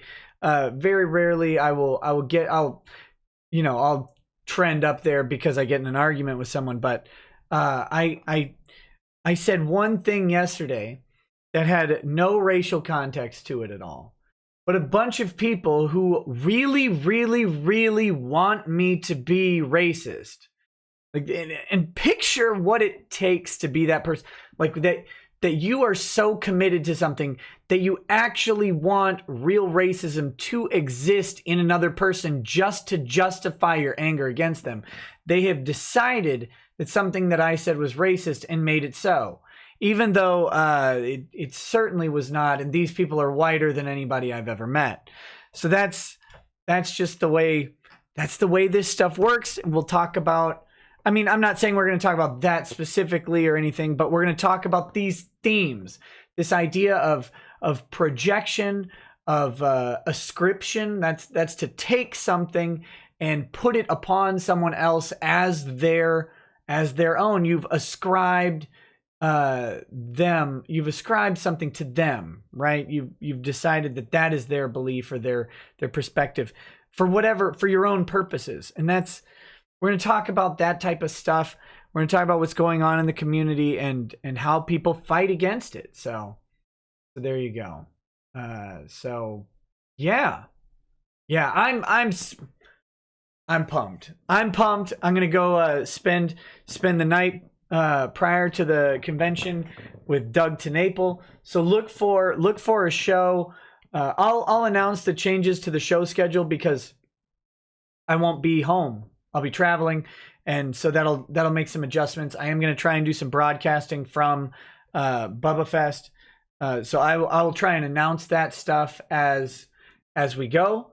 And the best way to follow that will be on Twitter, but maybe I'll do some YouTube community posts just so that it's out there, because things will be different. But look for me on Doug TeNapel's show in his at his studio or whatever.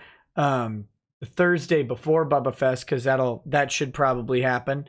And last time we drank a bunch of whiskey. We got Lady Rackets a little bit tipsy, and she was tossing out spicy memes as well. So that was fun.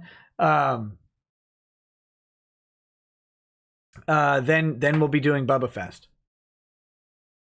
And then I'll be coming home. And I will, at that point, be ready to be home. Everything should be a good time. Looking forward to come meet me. Please, if you're out there, find me wandering around. Come say hi. I love talking to people. I really do. And you will. I only say this because of things that people were saying at Matsuri, like, oh, I didn't want to bother you or whatever. Come bother me. It's no bother. Come say hi. I'd love to put a face to a chat handle, right? So that's that. I guess we should go through this Meyer versus Wade stuff in a second. But let me think if I have anything to say on the Vic situation first while we're on Bubbafest, which is related to Vic. Let me see if I have anything to say about the next bit. Before we jump into Mark Wade's newest motion. Yeah. Oh. There's some happy dappy circle jerkery going on Law Twitter, as there always is. This is what I'm talking about, right? The projection, the ascription. So Law Twitter so badly needs Ty to be incompetent. They need him to be incompetent So what they do is they've decided that Ty is incompetent and therefore read everything in the light of that a priori assumption. Okay, so a priori means, prior to. Latin, so it's better. That a priori assumption that Ty is incompetent, therefore everything that he does must be incompetent.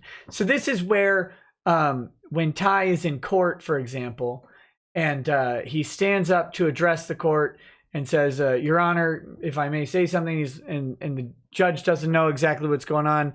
And he says, I thought you were the client. And Ty says, well, no, I'm the senior partner, so maybe I am the client.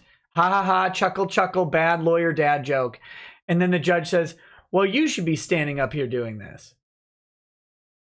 Or you should be standing up doing this. See, I did it too, a little bit. It's easy to do. But you should be standing up doing this. Now, what the judge is saying, because Ty is physically standing at the time that this exchange occurs, the judge is saying, you should be standing up here, or up.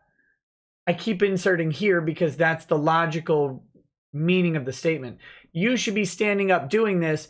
And between up and doing, he's saying, where Jim Bullock is, you're not senior partner doing the hearing right now. That's what he's saying. You should be standing up doing the hearing rather than having someone else from your firm do it if you're the senior partner. That's another bad lawyer dad joke, right? He's razzing Ty for passing the hearing off to a different attorney. But because they need Ty to be incompetent, they need him to be incompetent, because if he's not, then they've got a real problem. They decided that meant that Ty literally was not standing up and the judge was admonishing him. And then, of course, they ignore stuff like there's no, oh, I'm sorry, or oh, you're right, Your Honor, or sorry, I was thinking about something else, anything else. Apparently, we're supposed to expect that a lawyer who was just admonished by a judge just flat out ignored it and went on with his questioning. But how this happened recently is yesterday I covered a motion to strike or disregard the supplemental filings. Okay, so I have two updates on that. First of all, there will not be a hearing prior to September 6th. And the reason is the court has trials booked up through September 6th, and the motion doesn't really rise to the level of an emergency hearing. Oh my goodness. Oh. So if you're in Ty's shoes and you call the court and you say, what's your earliest hearing date? And they say September 6th when you've already got a hearing. You say, well, shoot. If September 6th is the first date, do we want to push for an emergency hearing on this motion? Does it rise to the level where we're not going to piss off the judge by requesting emergency relief? So I believe they have determined no. At this point, it does not. So the hearing will be set for that will probably be set on September 6th when the other hearings are, if it's not already set. It might already be there. I don't know off the top of my head. But so the point of the next story is moot. However, there are two dumpy, non-practicing attorneys. Pay attention to that, because both of these guys represent like they're Rico Suave in front of the judge. When, first of all, Rico Suave, they ate like 8 of him. Second of all, these guys don't actually stand before judges. They may not stand anyway. They may be confined to rascals. I'm not sure. But they don't stand in front of judges and make any arguments, ever. And that's Mike Dunford. Mike Dumford or whatever. And Andrew Parker, A Park, bunch of numbers. Not Lord Saito. Turns out that's like his brother, I guess. Matthew Parker. But no, Andrew Parker is the much cooler version of that ambiguously gay duo. But Mike Dunford and Andrew Parker have decided that Ty would not be able to hear his motion because they had a Rule 11 agreement on other motions and the filing deadlines and stuff like that, and the hearing deadlines, which we went over that Rule 11 agreement last night. And they're like, how's Ty going to have to argue to overcome his own Rule 11 agreement? Well, I know you guys don't actually practice and don't actually enter into agreements with other lawyers or anything like that because you're just not involved in that, and that's fine. But here's the interesting thing. Prior to just drafting a Rule 11 agreement and sending it to the other party and demanding that they sign it, you tend to confer over what's going to be in the agreement. Otherwise, you're wasting a bunch of time. And so there's this wonderful thing called a chain of emails that contextualize that agreement. And in that chain of emails, they would contextualize what the agreement scope is in regards to motions to strike and stuff like that. And so then if Ty were to bring a motion and they were to oppose that motion based on the Rule 11 agreement, it would be no laughing matter and no difficult matter to just throw the emails in context that say, yeah, Your Honor, pretty sure we were talking about these specific motions. Especially, and I mean, I don't know if this happened or not, but maybe one of the parties was, or maybe it was asked if this applied to all the motions or just these specific motions that were being foreclosed from hearings, and one of the parties said, no, not all the motions, not all hearings, just these hearings.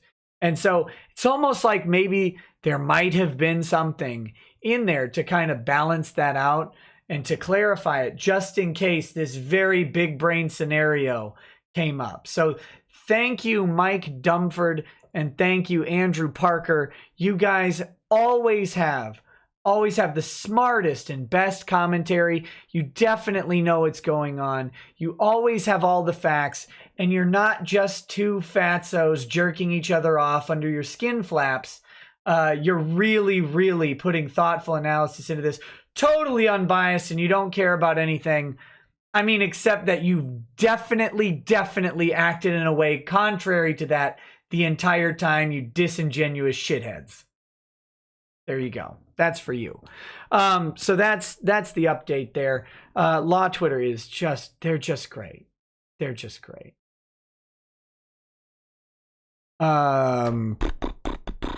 What's next? Let's jump into this Richard Meyer document. Oh, there are actually a couple of chats I want to read that didn't have anything to do with Bubbafest, so I didn't want to read them while he was on. Ryan Mercado, says late and gay by 1 minute, even with an early stream time. Unbelievable, Nick. Time for you to go back to the federal correctional facility. No, I don't want to go back. Mythos Irving says, took your advice and told my girlfriend I won't bang her. Nick's more important. Thanks for the relationship advice. Hope your legal advice is slightly better. But I gave you the best relationship advice. Deleted says, can't make it to Bubbafest. Use this to buy some whiskey while there in my stead. Oh, I will. Riku1186 says, there was a false allegation case in Australia last year. A man was accused of sexual assault and lost his job and was divorced and looking at hard jail time. It was caught on camera, and she has 9 months in jail now. Ooh, not good. Not good for her. Mythos Irving says, I will never buy a Funimation product again for what they did to Vic. They wanted him in the ground. I know you disavow, but I will be sailing the high seas to watch Dragon Ball. There you go. And then Blaine20 says, I will be there. Will there be any jelly beans? Well, I hope so.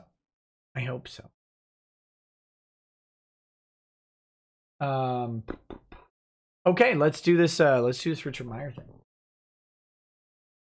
Here we go.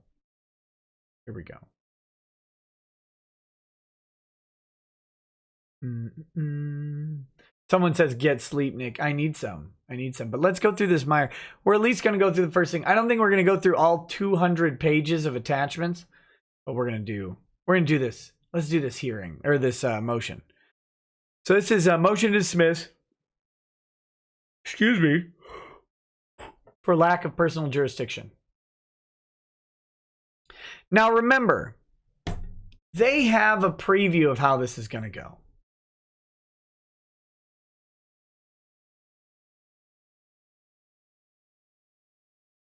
They have a preview of how this is going to go.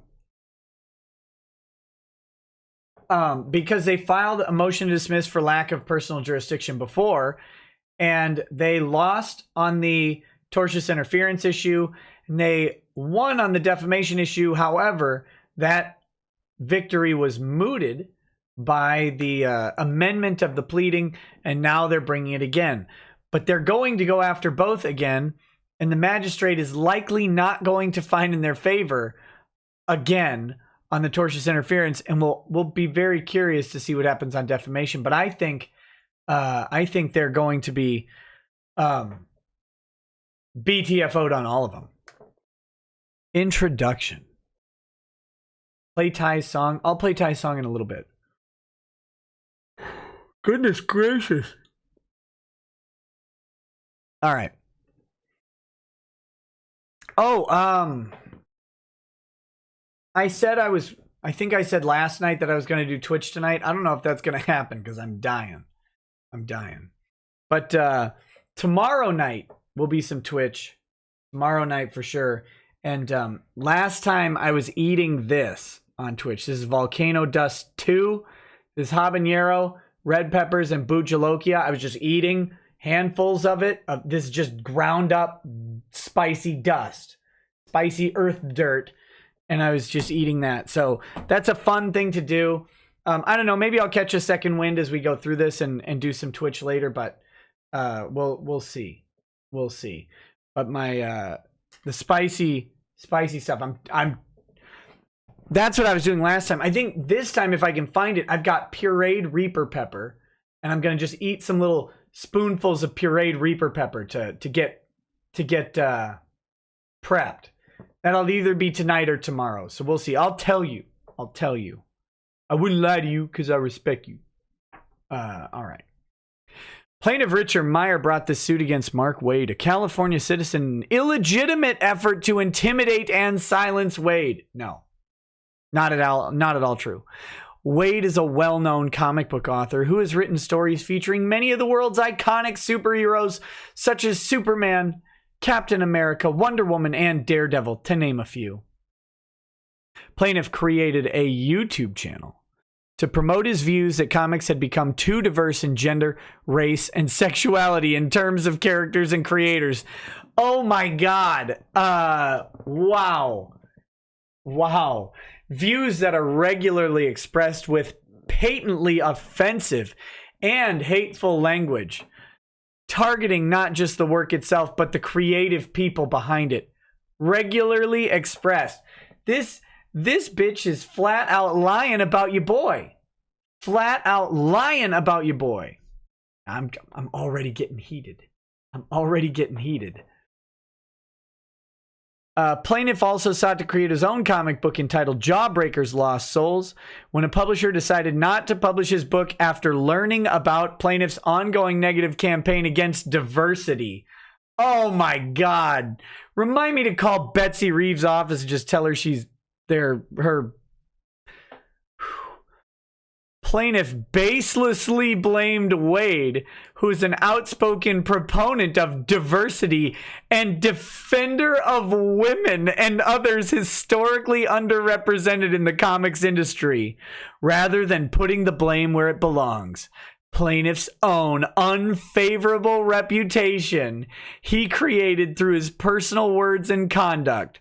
Plaintiff's refusal to accept responsibility and appetite for attention culminated in this baseless lawsuit. Oh my God. His unfavorable reputation, which has earned him almost as many followers as Mark Wade without having the baby blanket known as Marvel attached to it. Oh my goodness gracious. Plaintiff asserts claims for tortious interference with contract and defamation. These claims are completely meritless, but the problem at the outset, and which is proper to address, is that this court lacks personal jurisdiction over defendant Wade. Fifth Circuit precedent requires that each claim be analyzed separately for whether personal jurisdiction exists. Notice this. Do you remember this? You may have seen something similar in Vic's case. This is all pointless to the motion. None of this has anything to do with whether or not fat human pustule Mark Wade if Texas has jurisdiction over him. Not a bit of it has anything to do with that. Just entirely expository garbage. Plaintiff's tortious interference claim is based entirely on a single phone call between Wade, actually 2 phone calls, you're lying, who was in California at the time and a San Antonio publishing company. That is far short of the necessary substantial connection with Texas to justify personal jurisdiction. Wade did not even know at the time the plaintiff apparently lives in Texas, particularly in light of plaintiff's effort to create the public impression he is in New York City, as discussed below. For that reason alone, Fifth Circuit precedent requires a finding of no personal jurisdiction. Listen to this, guys. Pay attention here. The magistrate has already thoroughly rejected that argument. Flat out. The magistrate judge who will recommend the action to the judge, the guy who will likely read this again, thoroughly rejected this argument. Out of hand. Said, nope, he's wrong. His citations are wrong. This is what it means. Defendant is wrong. Now he's going and telling the exact same story to the guy who just said your story is hogwash. Okay. It's a bold strategy. I wonder how that's going to play for them. As for plaintiff's defamation count, he alleges multiple defamatory statements that fall into 2 categories: statements by Wade through social media and statements at a comic convention in Houston, occurring after the publisher decided against publishing plaintiff's book. Under Texas law, each alleged defamatory statement constitutes a separate claim, which in turn requires a jurisdictional analysis as to each. Personal jurisdiction inarguably does not exist as to the first category. Moreover, especially since Wade did not know plaintiff resided in Texas, jurisdiction also does not exist as to the second category. Pursuant to federal... So he's going to honestly argue that statements made in Houston, in Texas, about a Texas resident, that Texas doesn't have jurisdiction there simply because he didn't know that the Texas resident was a Texas resident.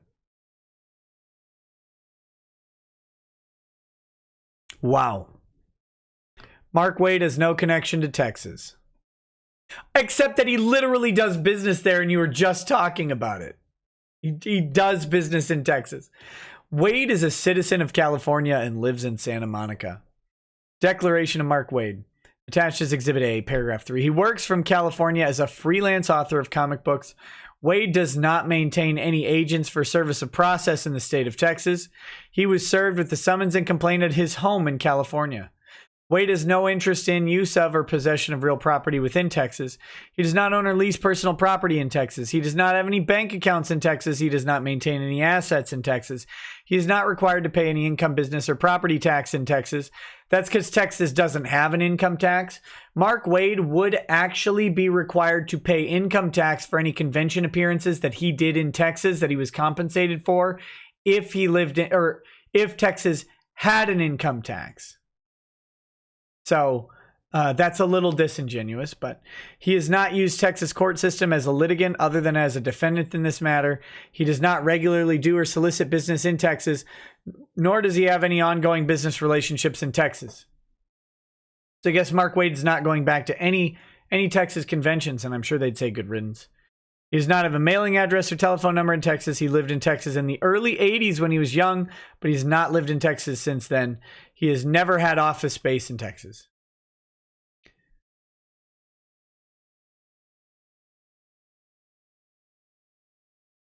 The alleged contacts concerning Mark Wade's connection to Texas are at most random, fortuitous, and attenuated. Very fortuitous indeed. Plaintiff operates a YouTube channel called Diversity in Comics. False. It's called Comics Matter with your boy Zach. That was operated, would be the proper term. Plaintiff broadcasts the YouTube channel across YouTube, or the channel across YouTube is not aimed at Texas. He claims over 88 million followers of his channel and 28 million views, 88,000 followers of his channel, and 28 million views of his videos. As part of his marketing, Plaintiff has been an active user of Twitter. with about 20,000 followers. No longer. They're gone. Plaintiff Diversity in Comics Twitter profile has identified at all known times relevant to this lawsuit New York as his location. Well, if it's on Twitter, then it must be the truth. So there you go. Plaintiff alleges Wade interfered with the publication of plaintiff's book, Jawbreakers Lost Souls. According to plaintiff's allegations, Jawbreakers would be a story about 5 ex-superheroes come out of retirement to protect a giant mutant ape from being exploited by a warlord. It is not a book involving any story about Texas or one aimed only at Texas audiences. They love this portion of the argument. It's stupid. Plaintiff alleges he had teamed up with top-tier artists to illustrate and color the book. Those artists have been identified as John Malin, Ethan Van Sciver, and Brett Smith. Mr. Malin's Twitter profile page indicates he is in Michigan. Mr. Van Sciver's Twitter profile page notes he's in New Jersey. Mr. Smith's Twitter profile page identifies him as being in Arizona. Wade made 2 or 3 social media posts on Facebook and Twitter regarding plaintiff. These posts were not directed to Texas, but rather were posts accessible and viewable by all of his more than 5,000 Facebook friends and nearly 100,000 Twitter followers, regardless of where they were located. Plaintiff alleges Wade sent a tweet stating that he had a call into Antarctic Press, which plaintiff alleges on information and belief triggered an onslaught by Wade's followers against Antarctic Press with calls and threats to Antarctic Press. Wade did not instruct or tell any of his followers or friends to call or threaten Antarctic Press. Plaintiff alleges Mr. Wade had one phone call with an owner of Antarctic Press. Wade did have one relatively brief phone call with someone who identified himself as associated with or an owner of AP. I don't even know who I was talking to. How could I? I mean, he said he was from AP. I don't know.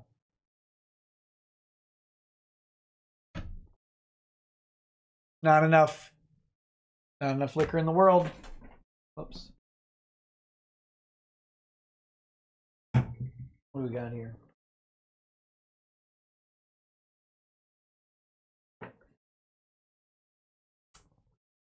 This is my this is a special bottle scotch. This is the Iliac. I don't know how you say it. This is a peated Islay malt. This is not available in the United States. This is sent to me from Scotland by Lydia Schewitz. Thank you, Lydia. If you're watching or if you see this later.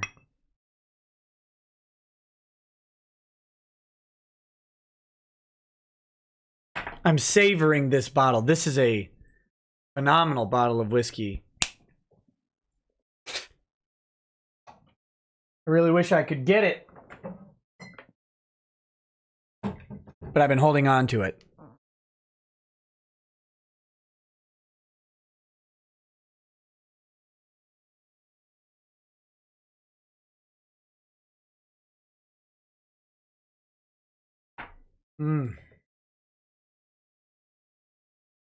God, it's good.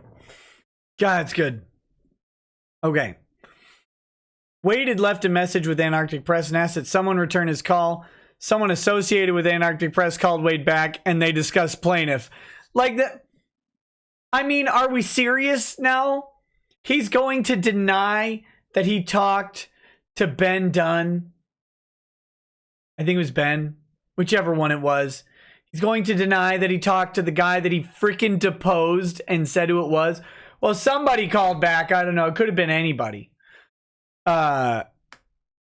Wade had left a message. Wait. Yeah. At the time, Wade did not know where AP was located, and Wade did not know where that person with whom he spoke lived, whether in Texas or elsewhere. It was not until after that call that Wade even learned AP had operations in Texas. Its only operation, not just operations in Texas. The operation is in Texas. Wade also did not know where plaintiff lived or was located. Wade did not know that plaintiff resided in Texas or had any connection at all to Texas. As noted, plaintiff's Twitter account clearly identified that he is in New York. Plaintiff's own words and conduct directed toward the world, not just Texas, have created substantial reason why people may not do business with him.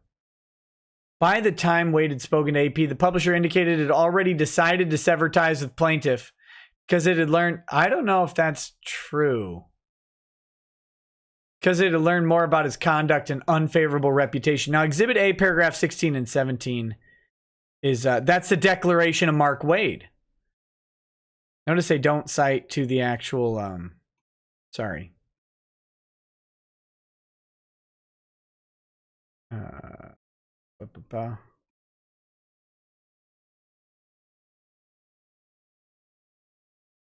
Sorry. They didn't cite to the deposition transcript. They cited to Mark Wade's declaration.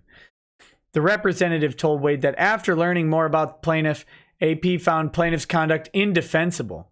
Wade did not tell or even ask AP to not publish Jawbreakers. In public tweets, AP confirmed that plaintiff's own conduct led to their decision to not publish plaintiff's book, not anything Wade did. Why didn't you leave in the part where Wade desperately begged them to say that he didn't bully them and they refused? Why didn't you put that in there? In deposition testimony, Joe Dunn, the owner of AP with whom Wade spoke, confirmed that Wade did not cause AP to decide not to publish plaintiff's book. And so again, there were factors that led to Antarctic Press's decision that had no relationship to Mark Wade, correct? Yes. Yeah, that factors leading to it that don't have any relationship to Mark Wade doesn't mean that Mark Wade's acts didn't cause the breach. And those factors were concerned that your staff and freelancers had expressed, correct? Correct. And including Mr. Meyer's own conduct, correct? Correct. And those factors that led to AP's decision are factors unrelated to Mark Wade, correct? Correct. Notice that that doesn't say that that's why they canceled the book. Let's see. Did you made the decision for Antarctic Press, correct? Correct. What was and that was your decision, correct? 100%. And you made that decision voluntarily, correct? And Mark Wade, did he do anything to prevent AP from publishing Mr. Meyer's book? No. Again, none of that has anything to do with whether Mark Wade induced breach by his conduct. Nothing at all. And it has nothing to do with jurisdiction. Oh, goodness. Oh, my neck. After AP initially announced it would publish Jawbreakers, AP then learned plaintiff had revealed the identities of stores that had decided carrying the book because of plaintiff's well-earned negative reputation for harassment and hateful rhetoric. No, where would they have learned that? From Mark Wade. And it's not true. But Mark Wade's the guy who said it. AP's social media director reported to AP staff that plaintiff promised not to rat out these retailers.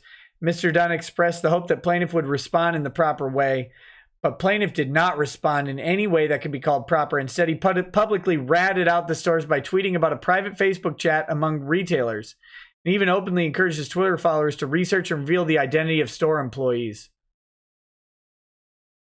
I did the research on about 4 or 5 of them, but yeah, someone could go through these screenshots from that retailer Facebook group and make a list of the people that stores they work out in the cities. That would be great. That would be great. That's not actually encouraging or inciting. But Mr. Dunn ultimately became aware of this spiteful effort. How'd that happen? Just by accident.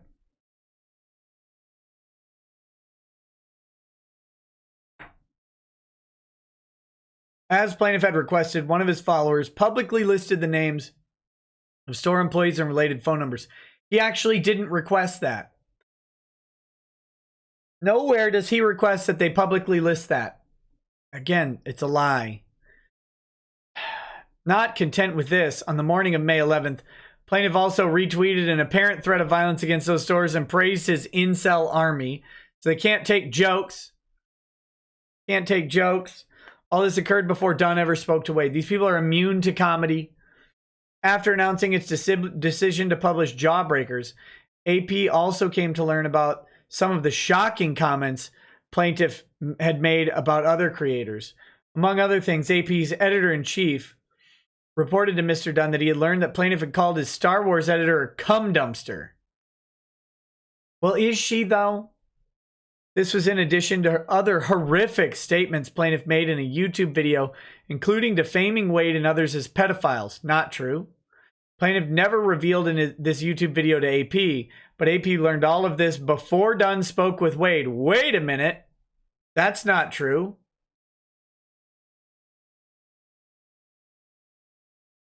That's not true at all. Look at this. He lies in his own... Ya boy. if you're watching, have Byrne look at this paragraph, man.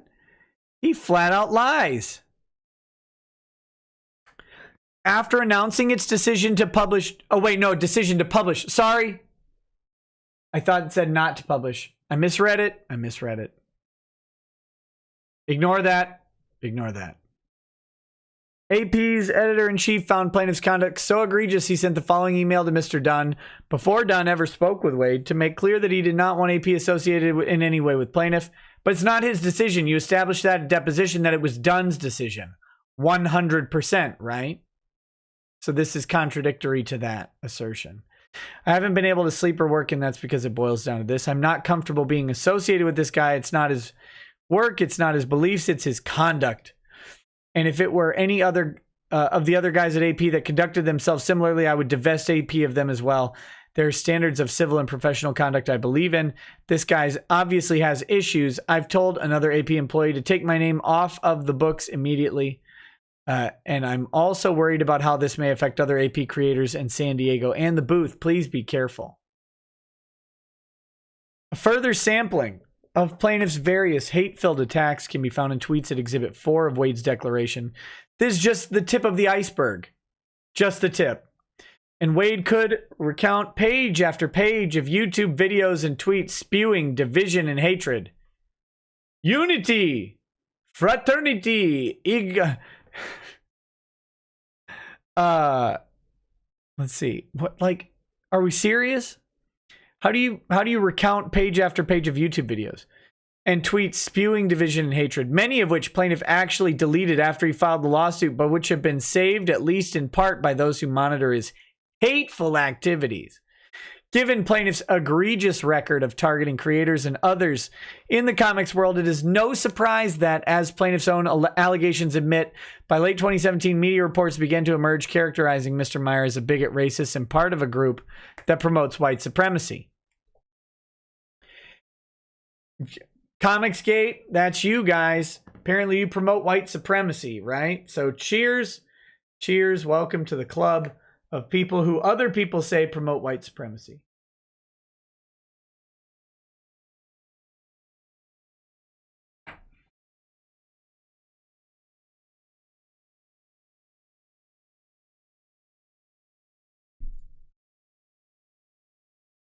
Let's see.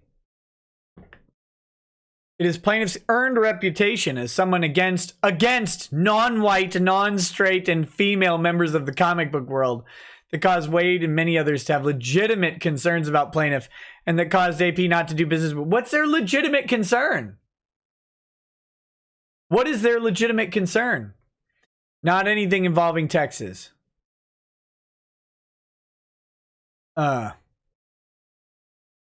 Goodness gracious. Court lacks personal jurisdiction over Wade. Now, finally, to the meat of their argument. That was 7 pages of stuff unrelated to the jurisdictional motion.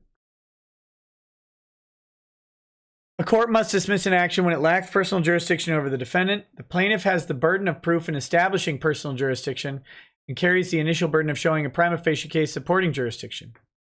While uncontroverted allegations in the complaint must be taken as true, the court is not required to credit conclusory allegations even if uncontroverted. Deciding a Rule 12b2 motion, evidence takes precedence over allegations. A district court may exercise personal jurisdiction over a non-resident defendant only if the forum state's long-arm statute creates personal jurisdiction and the exercise of jurisdiction is consistent with due process. General personal jurisdiction is unrelated to plaintiff's cause of action and requires that the defendant have continuous and systematic contacts with the forum state. Specific jurisdiction requires, among other things, that the defendant's contacts with the forum state arise from or directly relate to the cause of action. Neither exists in this case. Neither exists in this case, they say. General jurisdiction. For a federal court to exercise general jurisdiction, the defendant's affiliation with the state must be so continuous and systematic as to render defendant essentially at home in the forum state. Continuous and systematic contacts test is a difficult one to meet, requiring extensive contacts between a defendant and a forum. Plaintiff cannot establish general jurisdiction. Wade is a California citizen who lives in Santa Monica. Wade has no presence or even property in Texas and has no other continuous and systematic ties to Texas. He simply cannot be said to be at home in Texas. Plaintiff cannot establish specific jurisdiction over Wade. Plaintiff bringing multiple claims that arise out of different forum contacts of the defendant must establish specific jurisdiction as to each claim. The principle in the absence of any pendant or supplemental personal jurisdiction is dictated by the Due Process Clause, which requires that specific jurisdiction be established for each claim.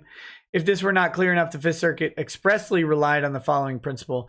There is no such thing as supplemental specific jurisdiction. If separate claims are pled, specific personal jurisdiction must independently exist for each claim, and the existence of personal jurisdiction for one will not provide the basis for another. Thus, for example, the Fifth Circuit found personal jurisdiction over a fraud claim, but rejected personal jurisdiction over a breach of contract claim, even though the same phone calls allegedly led to both claims.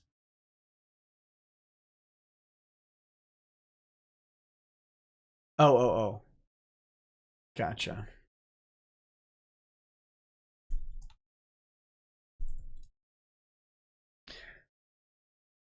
This claim-by-claim inquiry even applies when separate claims are the same type of claim. See Carmona versus Leo Ship Management. Plaintiff suggests that because he has raised only one type of claim, i.e. negligence, court need not analyze specific jurisdiction on a claim-by-claim basis. It matters not that the plaintiff's allegations all sound in negligence. The court must separately consider specific jurisdiction for each claim that arises from different forum contacts. Therefore, plaintiff's tortious interference and defamation claims must be separately analyzed for jurisdiction. As discussed below, personal jurisdiction does not exist for any of the claims. Plaintiff has not established personal jurisdiction as to the TI claim. For a state to exercise jurisdiction consistent with due process, the defendant's suit-related conduct must create a substantial connection with the forum state. Even contracting with or being employed by a Texas company without significantly more is insufficient to establish the requisite minimum contacts for jurisdictional purposes. Merely contracting with a resident of Texas is insufficient to subject the non-resident to the forum's jurisdiction. The necessary minimum contacts are not satisfied by demonstrating contacts between the plaintiff or third parties and the forum state. As the defendant must have purposefully created a substantial connection with the forum. As discussed below, in the intentional tort context, this requires, among other things, a showing that the defendant knew the plaintiff would suffer the brunt of harm in the forum state. Here, plaintiff does not allege any relationship between Wade and plaintiff, business or otherwise. Plaintiff's interference claim rests entirely on a phone call between one of the owners of AP and Wade. That's not enough to support jurisdiction. I mean, except that the phone call is the nexus because it is the tortious interference. Especially since Wade undisputedly did not know plaintiff resided in Texas. Personal jurisdiction plainly did not exist. Hold on.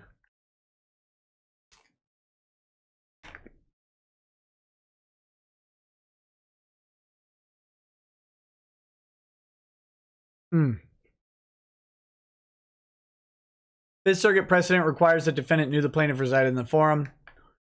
They tried this argument. It failed. To establish personal jurisdiction over a defendant who allegedly committed an intentional tort in the forum state, plaintiff must show as one of the necessary prerequisites that the defendant knew that the plaintiff would suffer the brunt of harm caused by the tortious conduct in the forum, and point to specific activity indicating that the defendant expressly aimed his tortious conduct at the forum. The requirement that the defendant have known that the plaintiff was in the forum is based on the Supreme Court's decision in Calder versus Jones. And again, the magistrate actually blew this argument apart.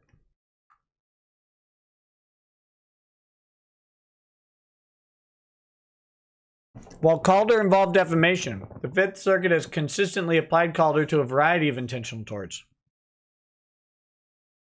In explaining the principle regarding the defendant's knowledge of the location of the plaintiff's injury, Revel cited and quoted two non-defamation cases, one of which involved a TI with contract claim. Relying on the following quote from IMO Industries Incorporated versus Kikert AG, a tortious interference case, the plaintiff must show that the defendant knew that the plaintiff would suffer the brunt of harm caused by the tortious conduct in the forum, and point to specific activity indicating that the defendant expressly aimed its tortious conduct at the forum.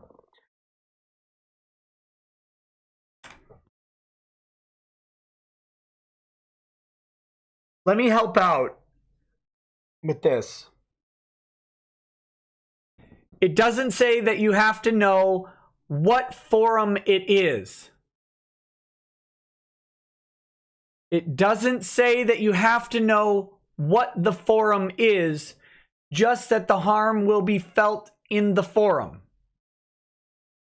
This is a distinction that's really, really important. If I point a gun at you and you are in a different state than me, you're in Arizona, I'm in New Mexico, I point my gun at you and fire and shoot you in the kneecap, okay? That's an intentional tort. And I know that your damage will be felt in the forum, even if I don't know that you are across the border in Arizona. So even if I don't know where you are, if I direct my activity to where you are, then I know that you will suffer damage where you are. There's no other way to look at this. If you point a gun, an intentional tort, right? Battery. You are on one side of the state line, they are on the other side. You point your gun at them and you shoot them and they don't die or whatever.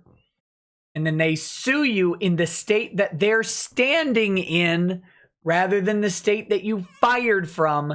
You intentionally directed a tort to the forum. Whether or not you knew you were doing it to that forum doesn't matter. Just that you directed your activity to the forum matters. Not that your knowledge of what forum it is has anything to do with it. Okay? This is a dumb argument. And this is why the judge is rejecting it. Flat out. I'm eating a graham cracker. I'm starving.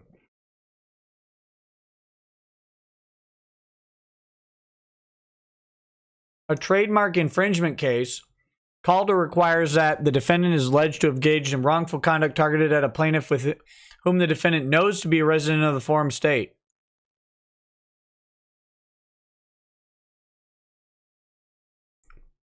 Fifth Circuit itself has applied Calder to TI claims, for example, in Southmark Corp versus Life Investors. Fifth Circuit applied Calder and found no personal jurisdiction as plaintiff's tortious interference claims. In Calder, the Supreme Court held that when an alleged tortfeasor's intentional actions are expressly aimed at the forum state, and the tortfeasor knows that the brunt of the injury will be felt by a particular resident in the forum, the tortfeasor must reasonably anticipate being hailed into court there to answer for its tortious claims. But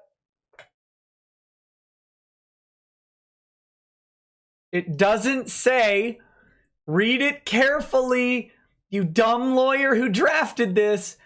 It doesn't say that they know that the particular resident is a resident of the forum. Listen, parse out the language. This is law. This is law, baby. This is law 101. 101. A tortfeasor's intentional actions are expressly aimed at the forum state. Whether or not they knew they were aiming them at the forum or what forum they were aiming them at, they were aiming them at the forum state, okay? Mark Wade picks up the phone. He calls Texas. Whether he knows it's Texas or not, he is intentionally aiming his actions at Texas. Not because he's intending to target Texas, but because the locus of his action is in Texas, okay? Follow with me. And the tortfeasor, that's Wade in this case, knows that the brunt of the injury will be felt by a particular resident in the forum. The particular resident in the forum is your boy Zach. He knows when he calls Texas, he knows your boy Zach will bear the brunt of the injury where he is calling. If Zach is a resident, which he is, It doesn't say they have to know that he's a resident. It doesn't say that they have to even know that he's associated with the forum in any way. Knows that the brunt of the injury will be felt by a particular resident in the forum. Has he picked a person and intentionally directed activity to the forum state for that person? And then, is that person a resident? Yes, all those boxes are checked. Definitely passes the Calder test. Reading it any other way is either stupid or lying, period. Period. It's the plain language of what the Supreme Court said. And to say anything else is to read extra words in there that don't exist. Let's see. Applying Calder, explaining that foreseeability of causing injury in Texas is necessary, though not sufficient prerequisite to exercise of jurisdiction, finding lack of jurisdiction over TI claim, even though defendant allegedly knew plaintiff was in Texas. That's because it matters where they're directing the activity, and if they know they're directing the activity in a particular place.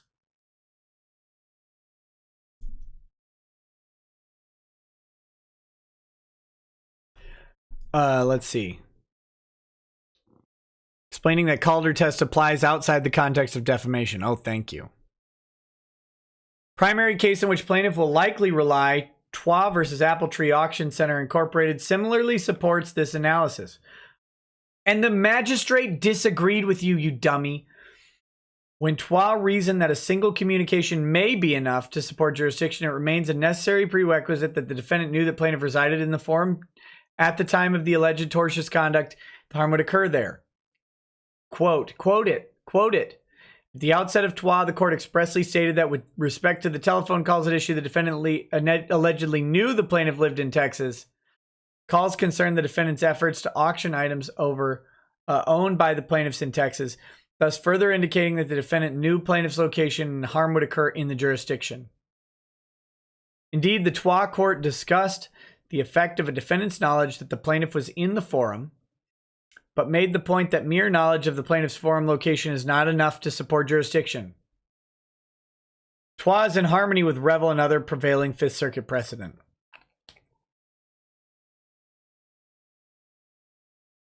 Mere knowledge of location alone would not support jurisdiction. Notice how much time they're spending on saying he needed to know his location, and then saying that wouldn't be enough either. Under this, no one would ever be under federal diversity jurisdiction, ever. If they actually believe this BS, no one would ever be subject to diversity jurisdiction.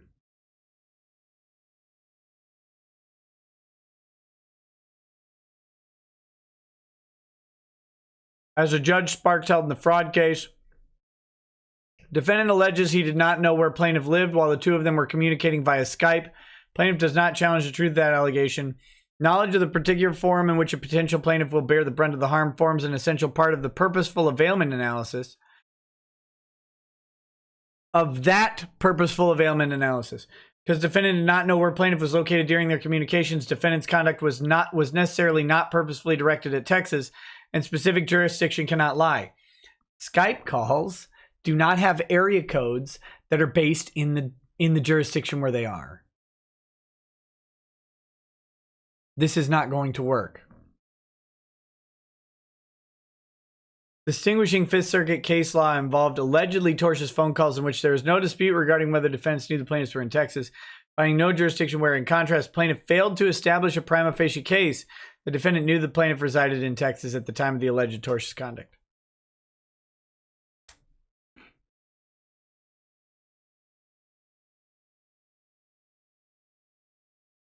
Wade undisputedly did not know plaintiff resided in Texas.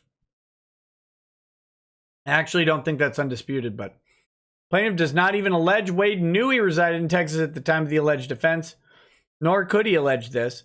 Wade did not know plaintiff resided in Texas at the time of the calls on which plaintiff's tortious interference claim is based. In fact, Wade did not know plaintiff was in Texas until this lawsuit.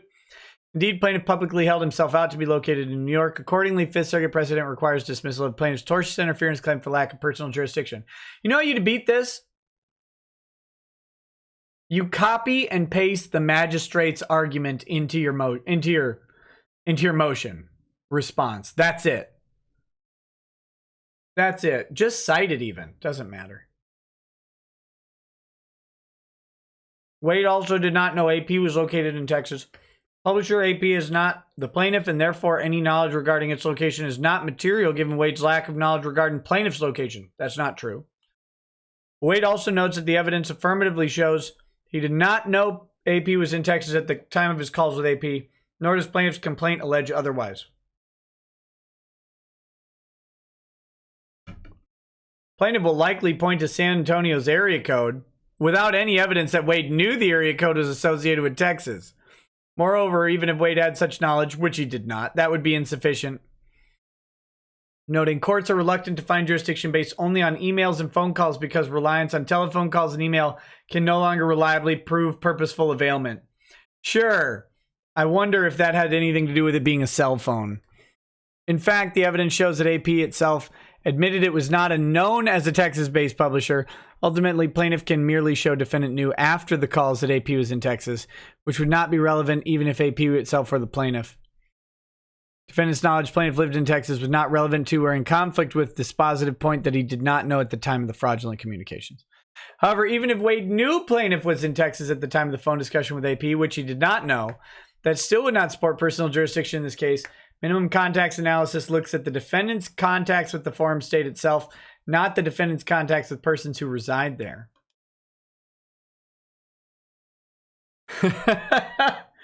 Sorry. That's such a bogus citation, it's hilarious.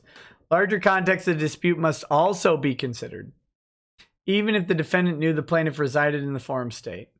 Finding no jurisdiction over TI and defamation claims because focal point of dispute was not forum, Louisiana, even though defendant, a trial consultant, made statements to a legal affairs website to the effect plaintiffs' lawyers who worked in Louisiana had acted improperly in relation to multi-district litigation in Louisiana because statements at issue did not mention Louisiana or focus on the parties' larger contractual relationship. That's a bad citation in general.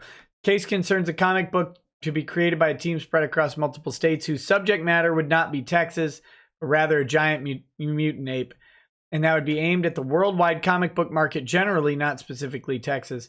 And Wade's comments concerning plaintiffs stems from plaintiff's anti-diversity campaign that targets the comic book market generally, not anything unique or connected to Texas.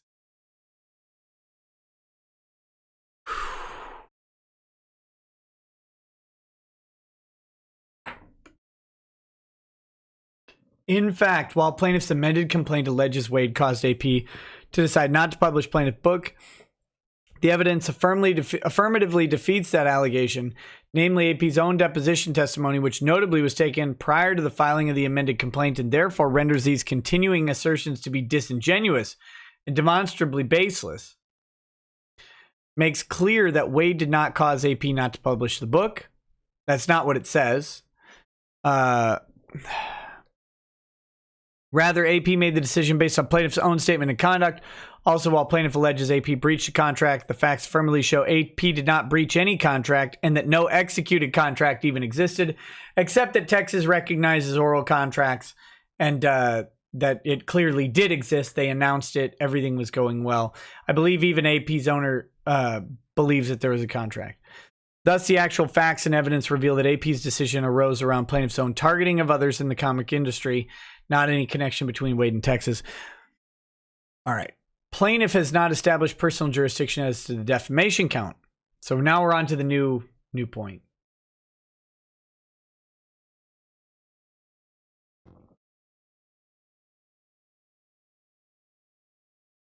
Like his tortious interference claim, plaintiff's defamation claims are entirely meritless. But at the outset, the court lacks jurisdiction over Wade as to the defamation count, which is based on A, alleged statements to his social media followers, and B, statements at a Houston convention. 4. Like his TI claim, plaintiff's defamation claims are entirely meritless. Among other reasons, plaintiff did not comply with the Defamation Mitigation Act. Actually, there is a case on this. Someone sent it to me, and the TDMA may not actually matter in federal court, which is weird. But yeah. The count is largely time-barred, and plaintiff has an egregious track record of hatefully targeting others in the comics world, such that, as he admits, by late 2017, media reports began to emerge characterizing Mr. Meyer as a bigot, racist, and part of a group that promotes white supremacy.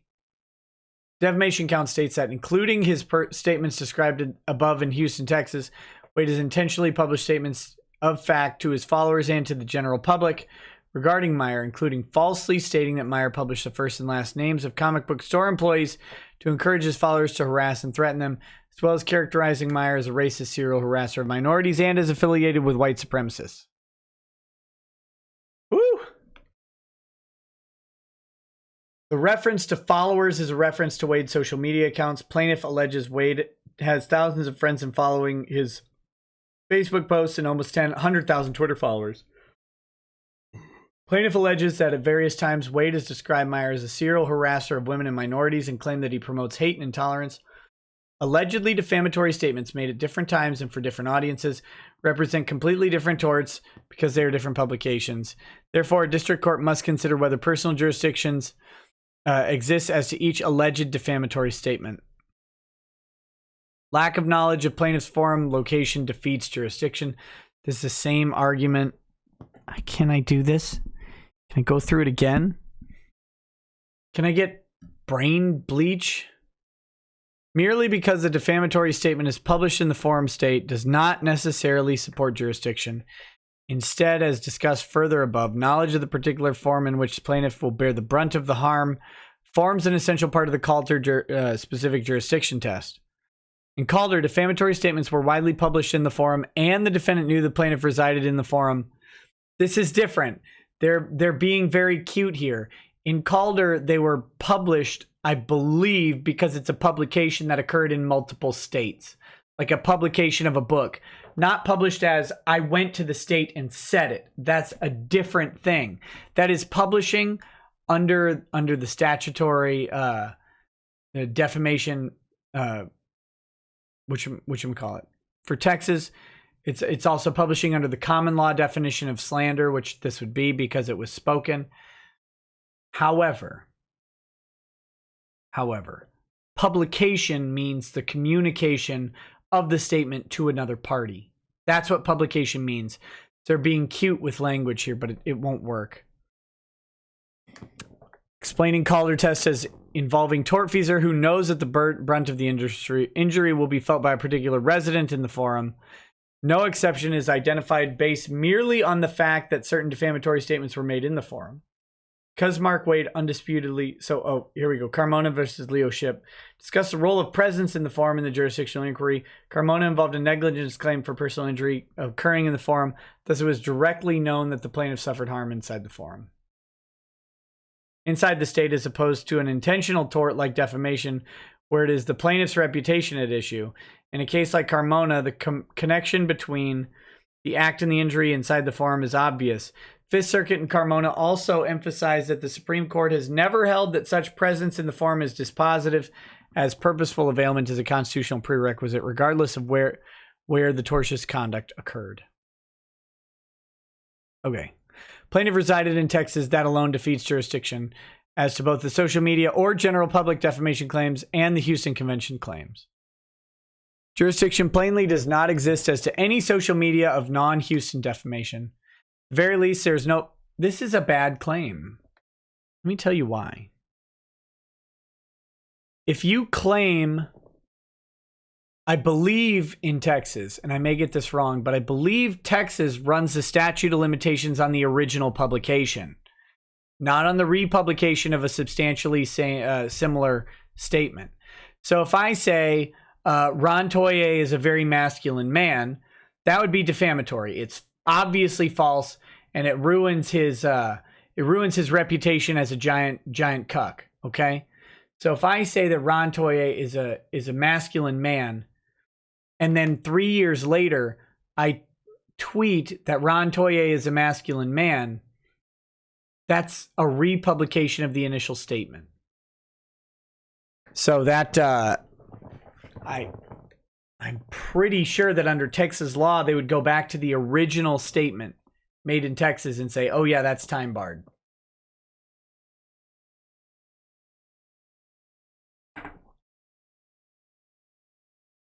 even if Wade knew plaintiff resided in Texas, which he did not. Judge Lane previously correctly reached a conclusion. Such alleged statements, even assuming they were actually made, do not mention Texas. They were accessible by and aimed at audiences anywhere, not specifically in Texas. I mean, except that you're talking to a live audience of like 100 people. They stem from plaintiffs' attacks on diversity aimed at the comic book world generally, rather than uniquely Texas, and they allegedly harmed efforts to publish a book aimed generally at the comic book market rather than just Texas. C. Clemens finding no jurisdiction over defamatory statements that were published in every major newspaper in Texas because the statements were not focused on Texas, even though defendant undisputedly knew plaintiff lived in Texas. Fielding versus Hubert, Berta Media says, finding no jurisdiction over defamatory statements discussing Texas residents, even though article expressly discussed Texas because involvement of Texas was merely collateral to the focus of the articles. Were they in Texas when they said it? I don't think so. That the alleged defamatory statements were made over social media such as Twitter and Facebook highlights the absence of jurisdiction. Websites like Twitter and Facebook are not social media pages specifically targeted to Texas residents, but rather are aimed at the world at large. Xenex disinfection services. But again, it's where the harm is felt most acutely, and if it's felt in Texas, and Texas is the place you go. Dismissing a case for lack of personal jurisdiction where alleged defamation occurred over social media, including Twitter, but did not specifically target Texas. In some ways, lack of knowledge regarding plaintiff forum location defeats jurisdiction as to plaintiff's entire defamation count. Alternatively, plaintiff's defamation claims based on the alleged non-Texas or social media or general public statements must be dismissed. They may have an argument there.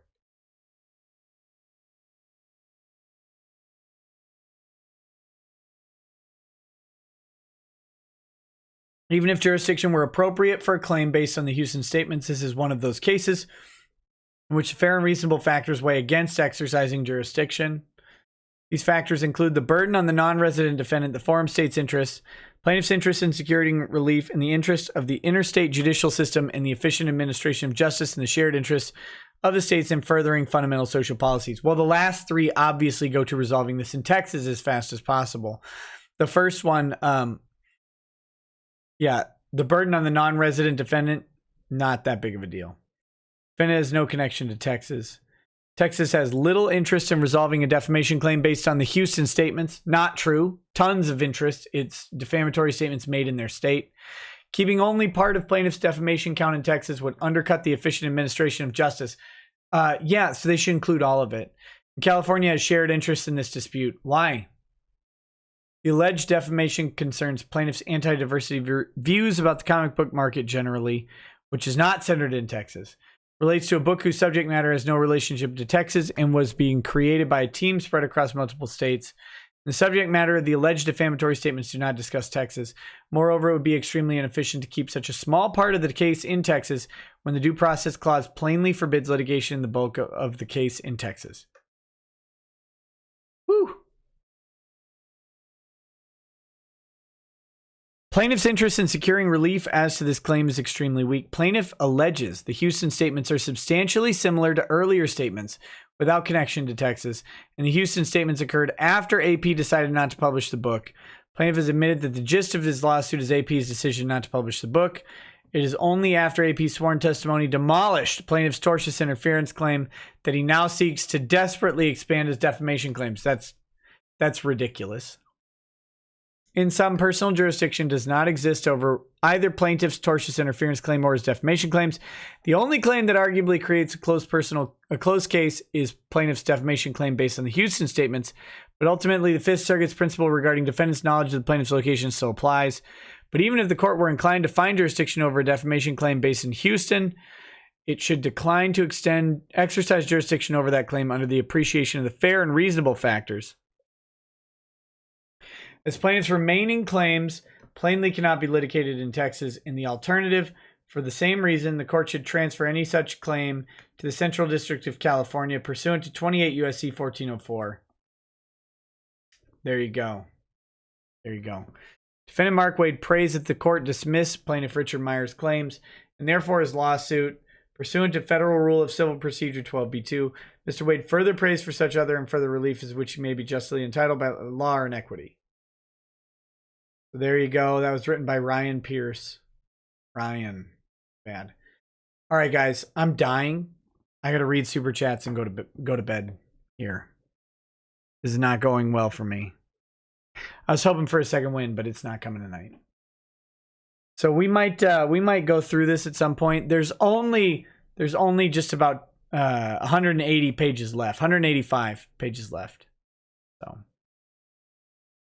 there you go. Let's read these chats here. Hated 7 Days to Die says, "Hey, did you get cotton candy?" No, I don't like cotton candy. Hated says, "Don't deny the sloth." Hated says, "My first face mask each stream seems to like being ignored by Streamlabs. Rude." That's my plan. Anna Moon said, "Hate to have to do this, Rackets, but my wife needs some help with wisdom teeth.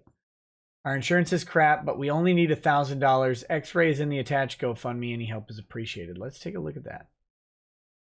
I'm willing to take a look.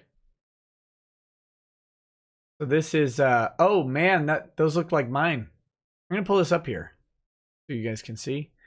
This is, here you go. This is Lacey Tinsley from Clinton, Tennessee, asking for some help with some dental work that's needed, some wisdom teeth removal. So there you go.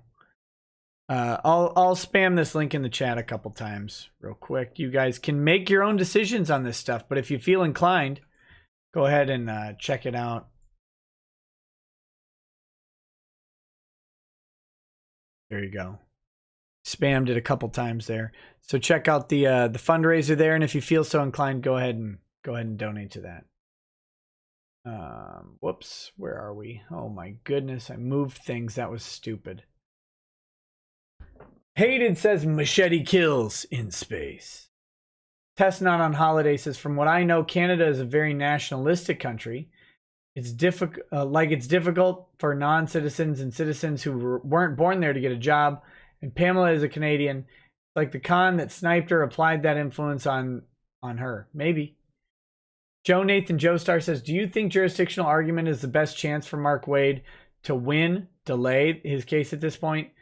It's the only way to delay it. If not, do you think there's another you believe argument he should be making? I mean, they'll make the TCPA argument. That's the first one.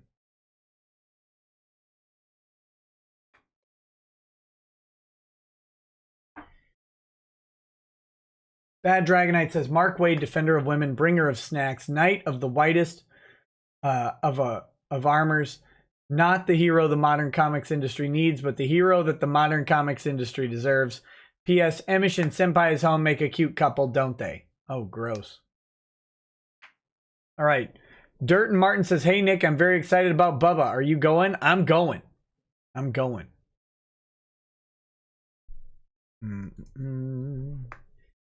No Pony Special says, "Hey, Nick, what if when Vic ran his fingers through Jamie's hair, do you think that his fingers caught a knot and that's why she thinks he pulled her hair?" No, I think she made up a bunch of bullshit. That's the simple explanation. Blink Your Eyes 1400 says, "Got a working interview Monday now. Wish me luck on that. And today is my birthday." Hey, happy birthday and good luck on Monday, buddy. I Am Pinhead says, "I can't make it to Road Rage Minneapolis next Saturday. Please give Masterson a soft, gentle kiss on the forehead for me." Where on the forehead? That thing's like 10 miles tall.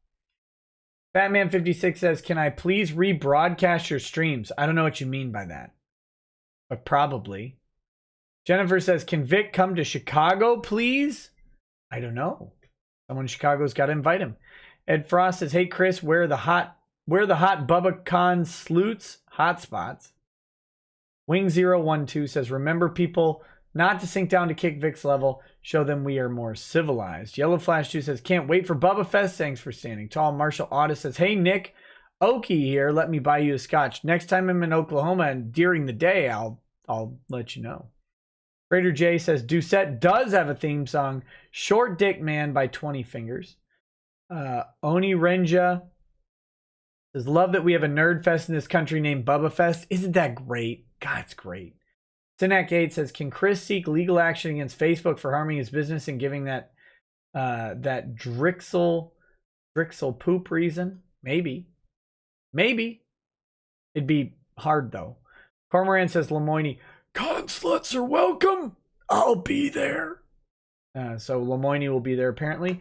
No one important says, if you were the same guy in con that told the VA who threatened to not come and shot back with, you aren't invited, you have all my praise. That was him. Actually. Actually, it was, someone was saying, what about Monica Rial, blah, blah, blah, blah. Would you do this or whatever? And he said, she ain't invited. Bad Vibe says, play Ty's theme song. Yeah, I'll do that in a minute. Shining Nebula says, Wade is Patrick. What's so great about dumb old Texas? Oh, so that must be Patrick from SpongeBob. Bad Vibe says, keep the change, you filthy animal. Kalinka Pavlova says, Wade sounds like he's justifying T.I. not denying it. And Madfield says, goodbye, I'm not Mark Wade and I don't live in Bizarro World. Eat a dump truck load of dicks, bucko. Blaine 20 says, a long, long time ago, the words brief and brevity were once related. True. Let me pull up.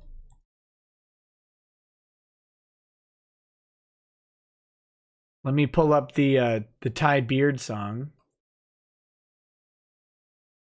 Here we go. Oh, I should listen. I haven't listened to this. We'll do this real quick.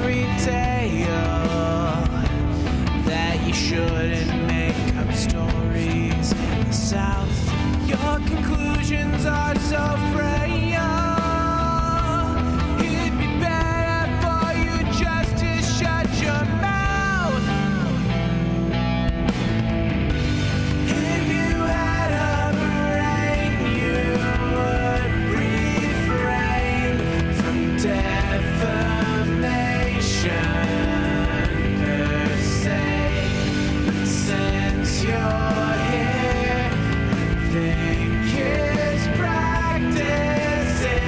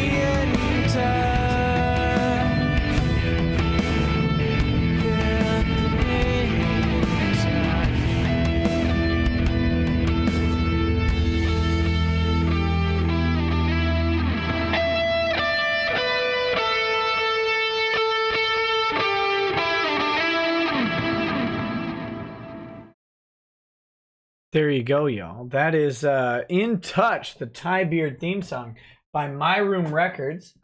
My Room Records, that guy always does great work. I really like him. Great song.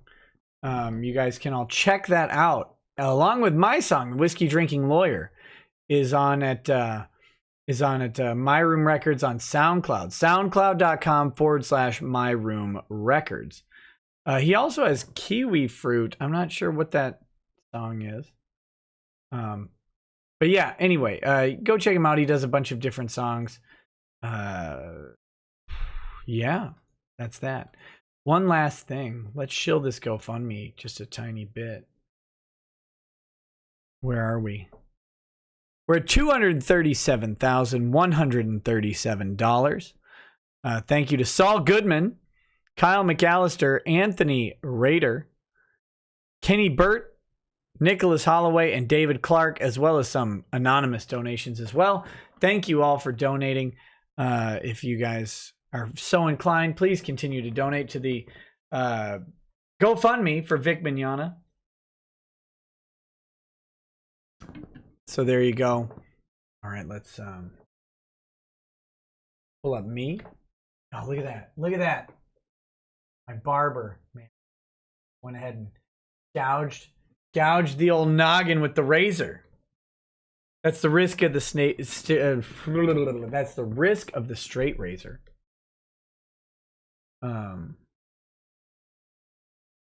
Let's see. Oh, there are a couple more chats that came through. Tofu Hazard says, "Hey Nick, do you have any idea where I could pick up a copy of Jawbreakers, either in PDF or physical copy? Love the show." Jawbreakers Lost Souls, no, but Jawbreakers God King, yes, you can still buy them. The direct store is open on Indiegogo, so go check that out. As for Lost Souls, I don't know. No one important says, "Please let Ty go into court WWE style with this playing." Blaine20 says, "I formally proclaim that Greg Douchette looks like a chubby, hairless chihuahua. He's as yappy as one, too."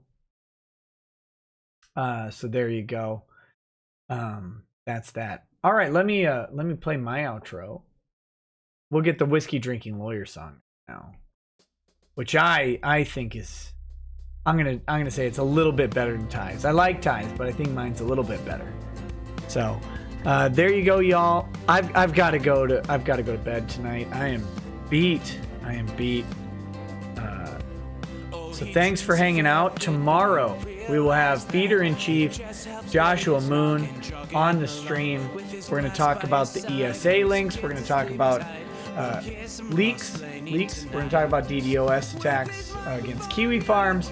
We're going to talk about everything we can think of, and then probably some more. And then it'll probably descend into cryptocurrency accepting robot brothel hoes, that you'll pay your robot brothel hoe, and then she will ignore your advances to take her to Olive Garden. All of that and more tomorrow. Please check out the show. Tomorrow's show will be at the normal time. We did start early today because Mr. Chris from Bubbafest is on the East Coast and pulling late hours. Although in hindsight, it's probably good because I am dying in my seat here. So you guys have a good night. I will see you tomorrow. Peace. Post on Twitter as we hear Lost Planning tonight. From the white shores of Nam to the hills of Glenlivet, there's no one who explains the law better than Nick. So pour out a glass for the ones who have passed to make the law what we are now. Oh, the guests are all planet folks from Dundee to Drexel. They bring their perspective and spice to the mix. But the reason we're here and the one that we cheer is the one who is showcasing us his career.